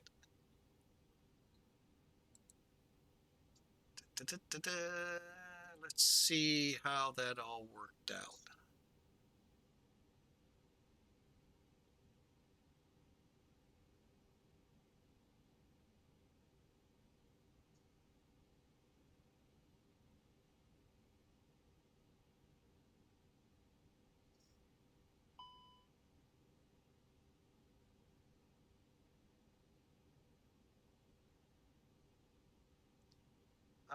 Something tells me it did not tell us. All right, well, sorry, it didn't tell us who won. But anyway, I know I was close. I don't know of anyone else that put in for it. All right, so viewing details.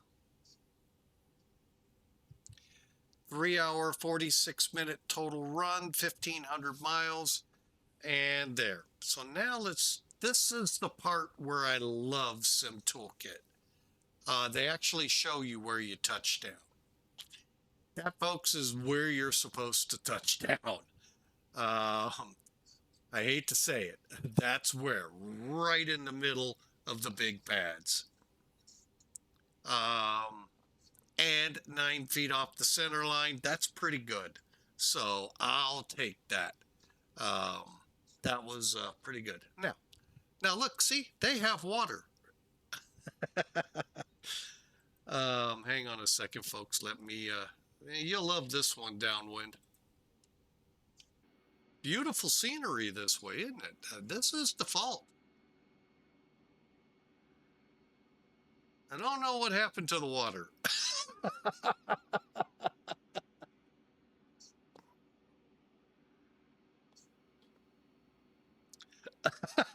I do have a shout into X-Plane community help, but I'm pretty sure they're going to go, we'd like a bug report, please.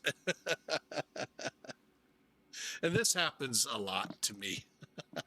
Yeah, we've pretty much flown, well, from South Africa over to here. I really can't tell you the name of where we're at because just about every chart I pull up, it's different.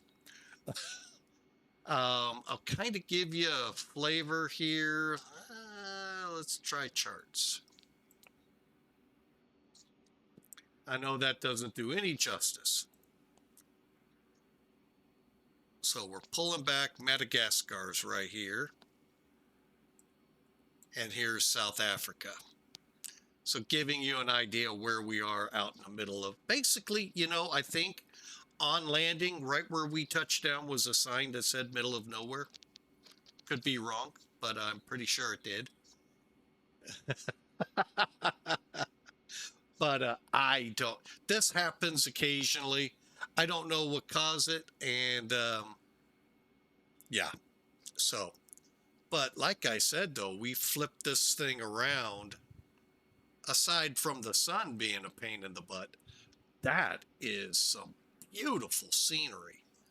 And boy, oh, what happened to my, oh, I thought the bus came through the plane. Or the air stair. Wouldn't surprise me with the way this flight's gone. So, but anyway, folks, what a great day. Great flight.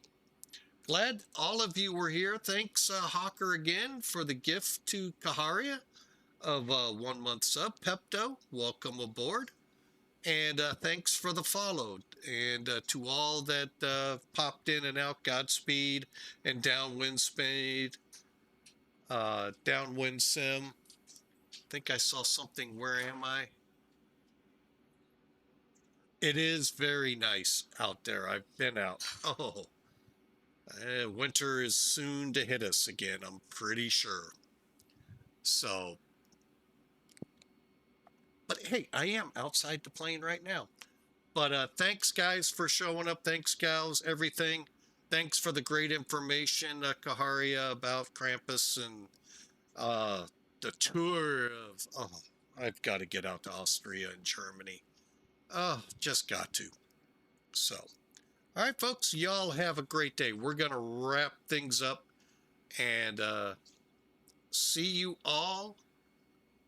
If we're able, we'll come up tonight on a stream. Otherwise, tomorrow it is standby. Oh, no, tomorrow there is no stream. Thursday is our next one. Brisbane, Australia. So, hope you all have a great day. God bless you all. And we will see you on Thursday.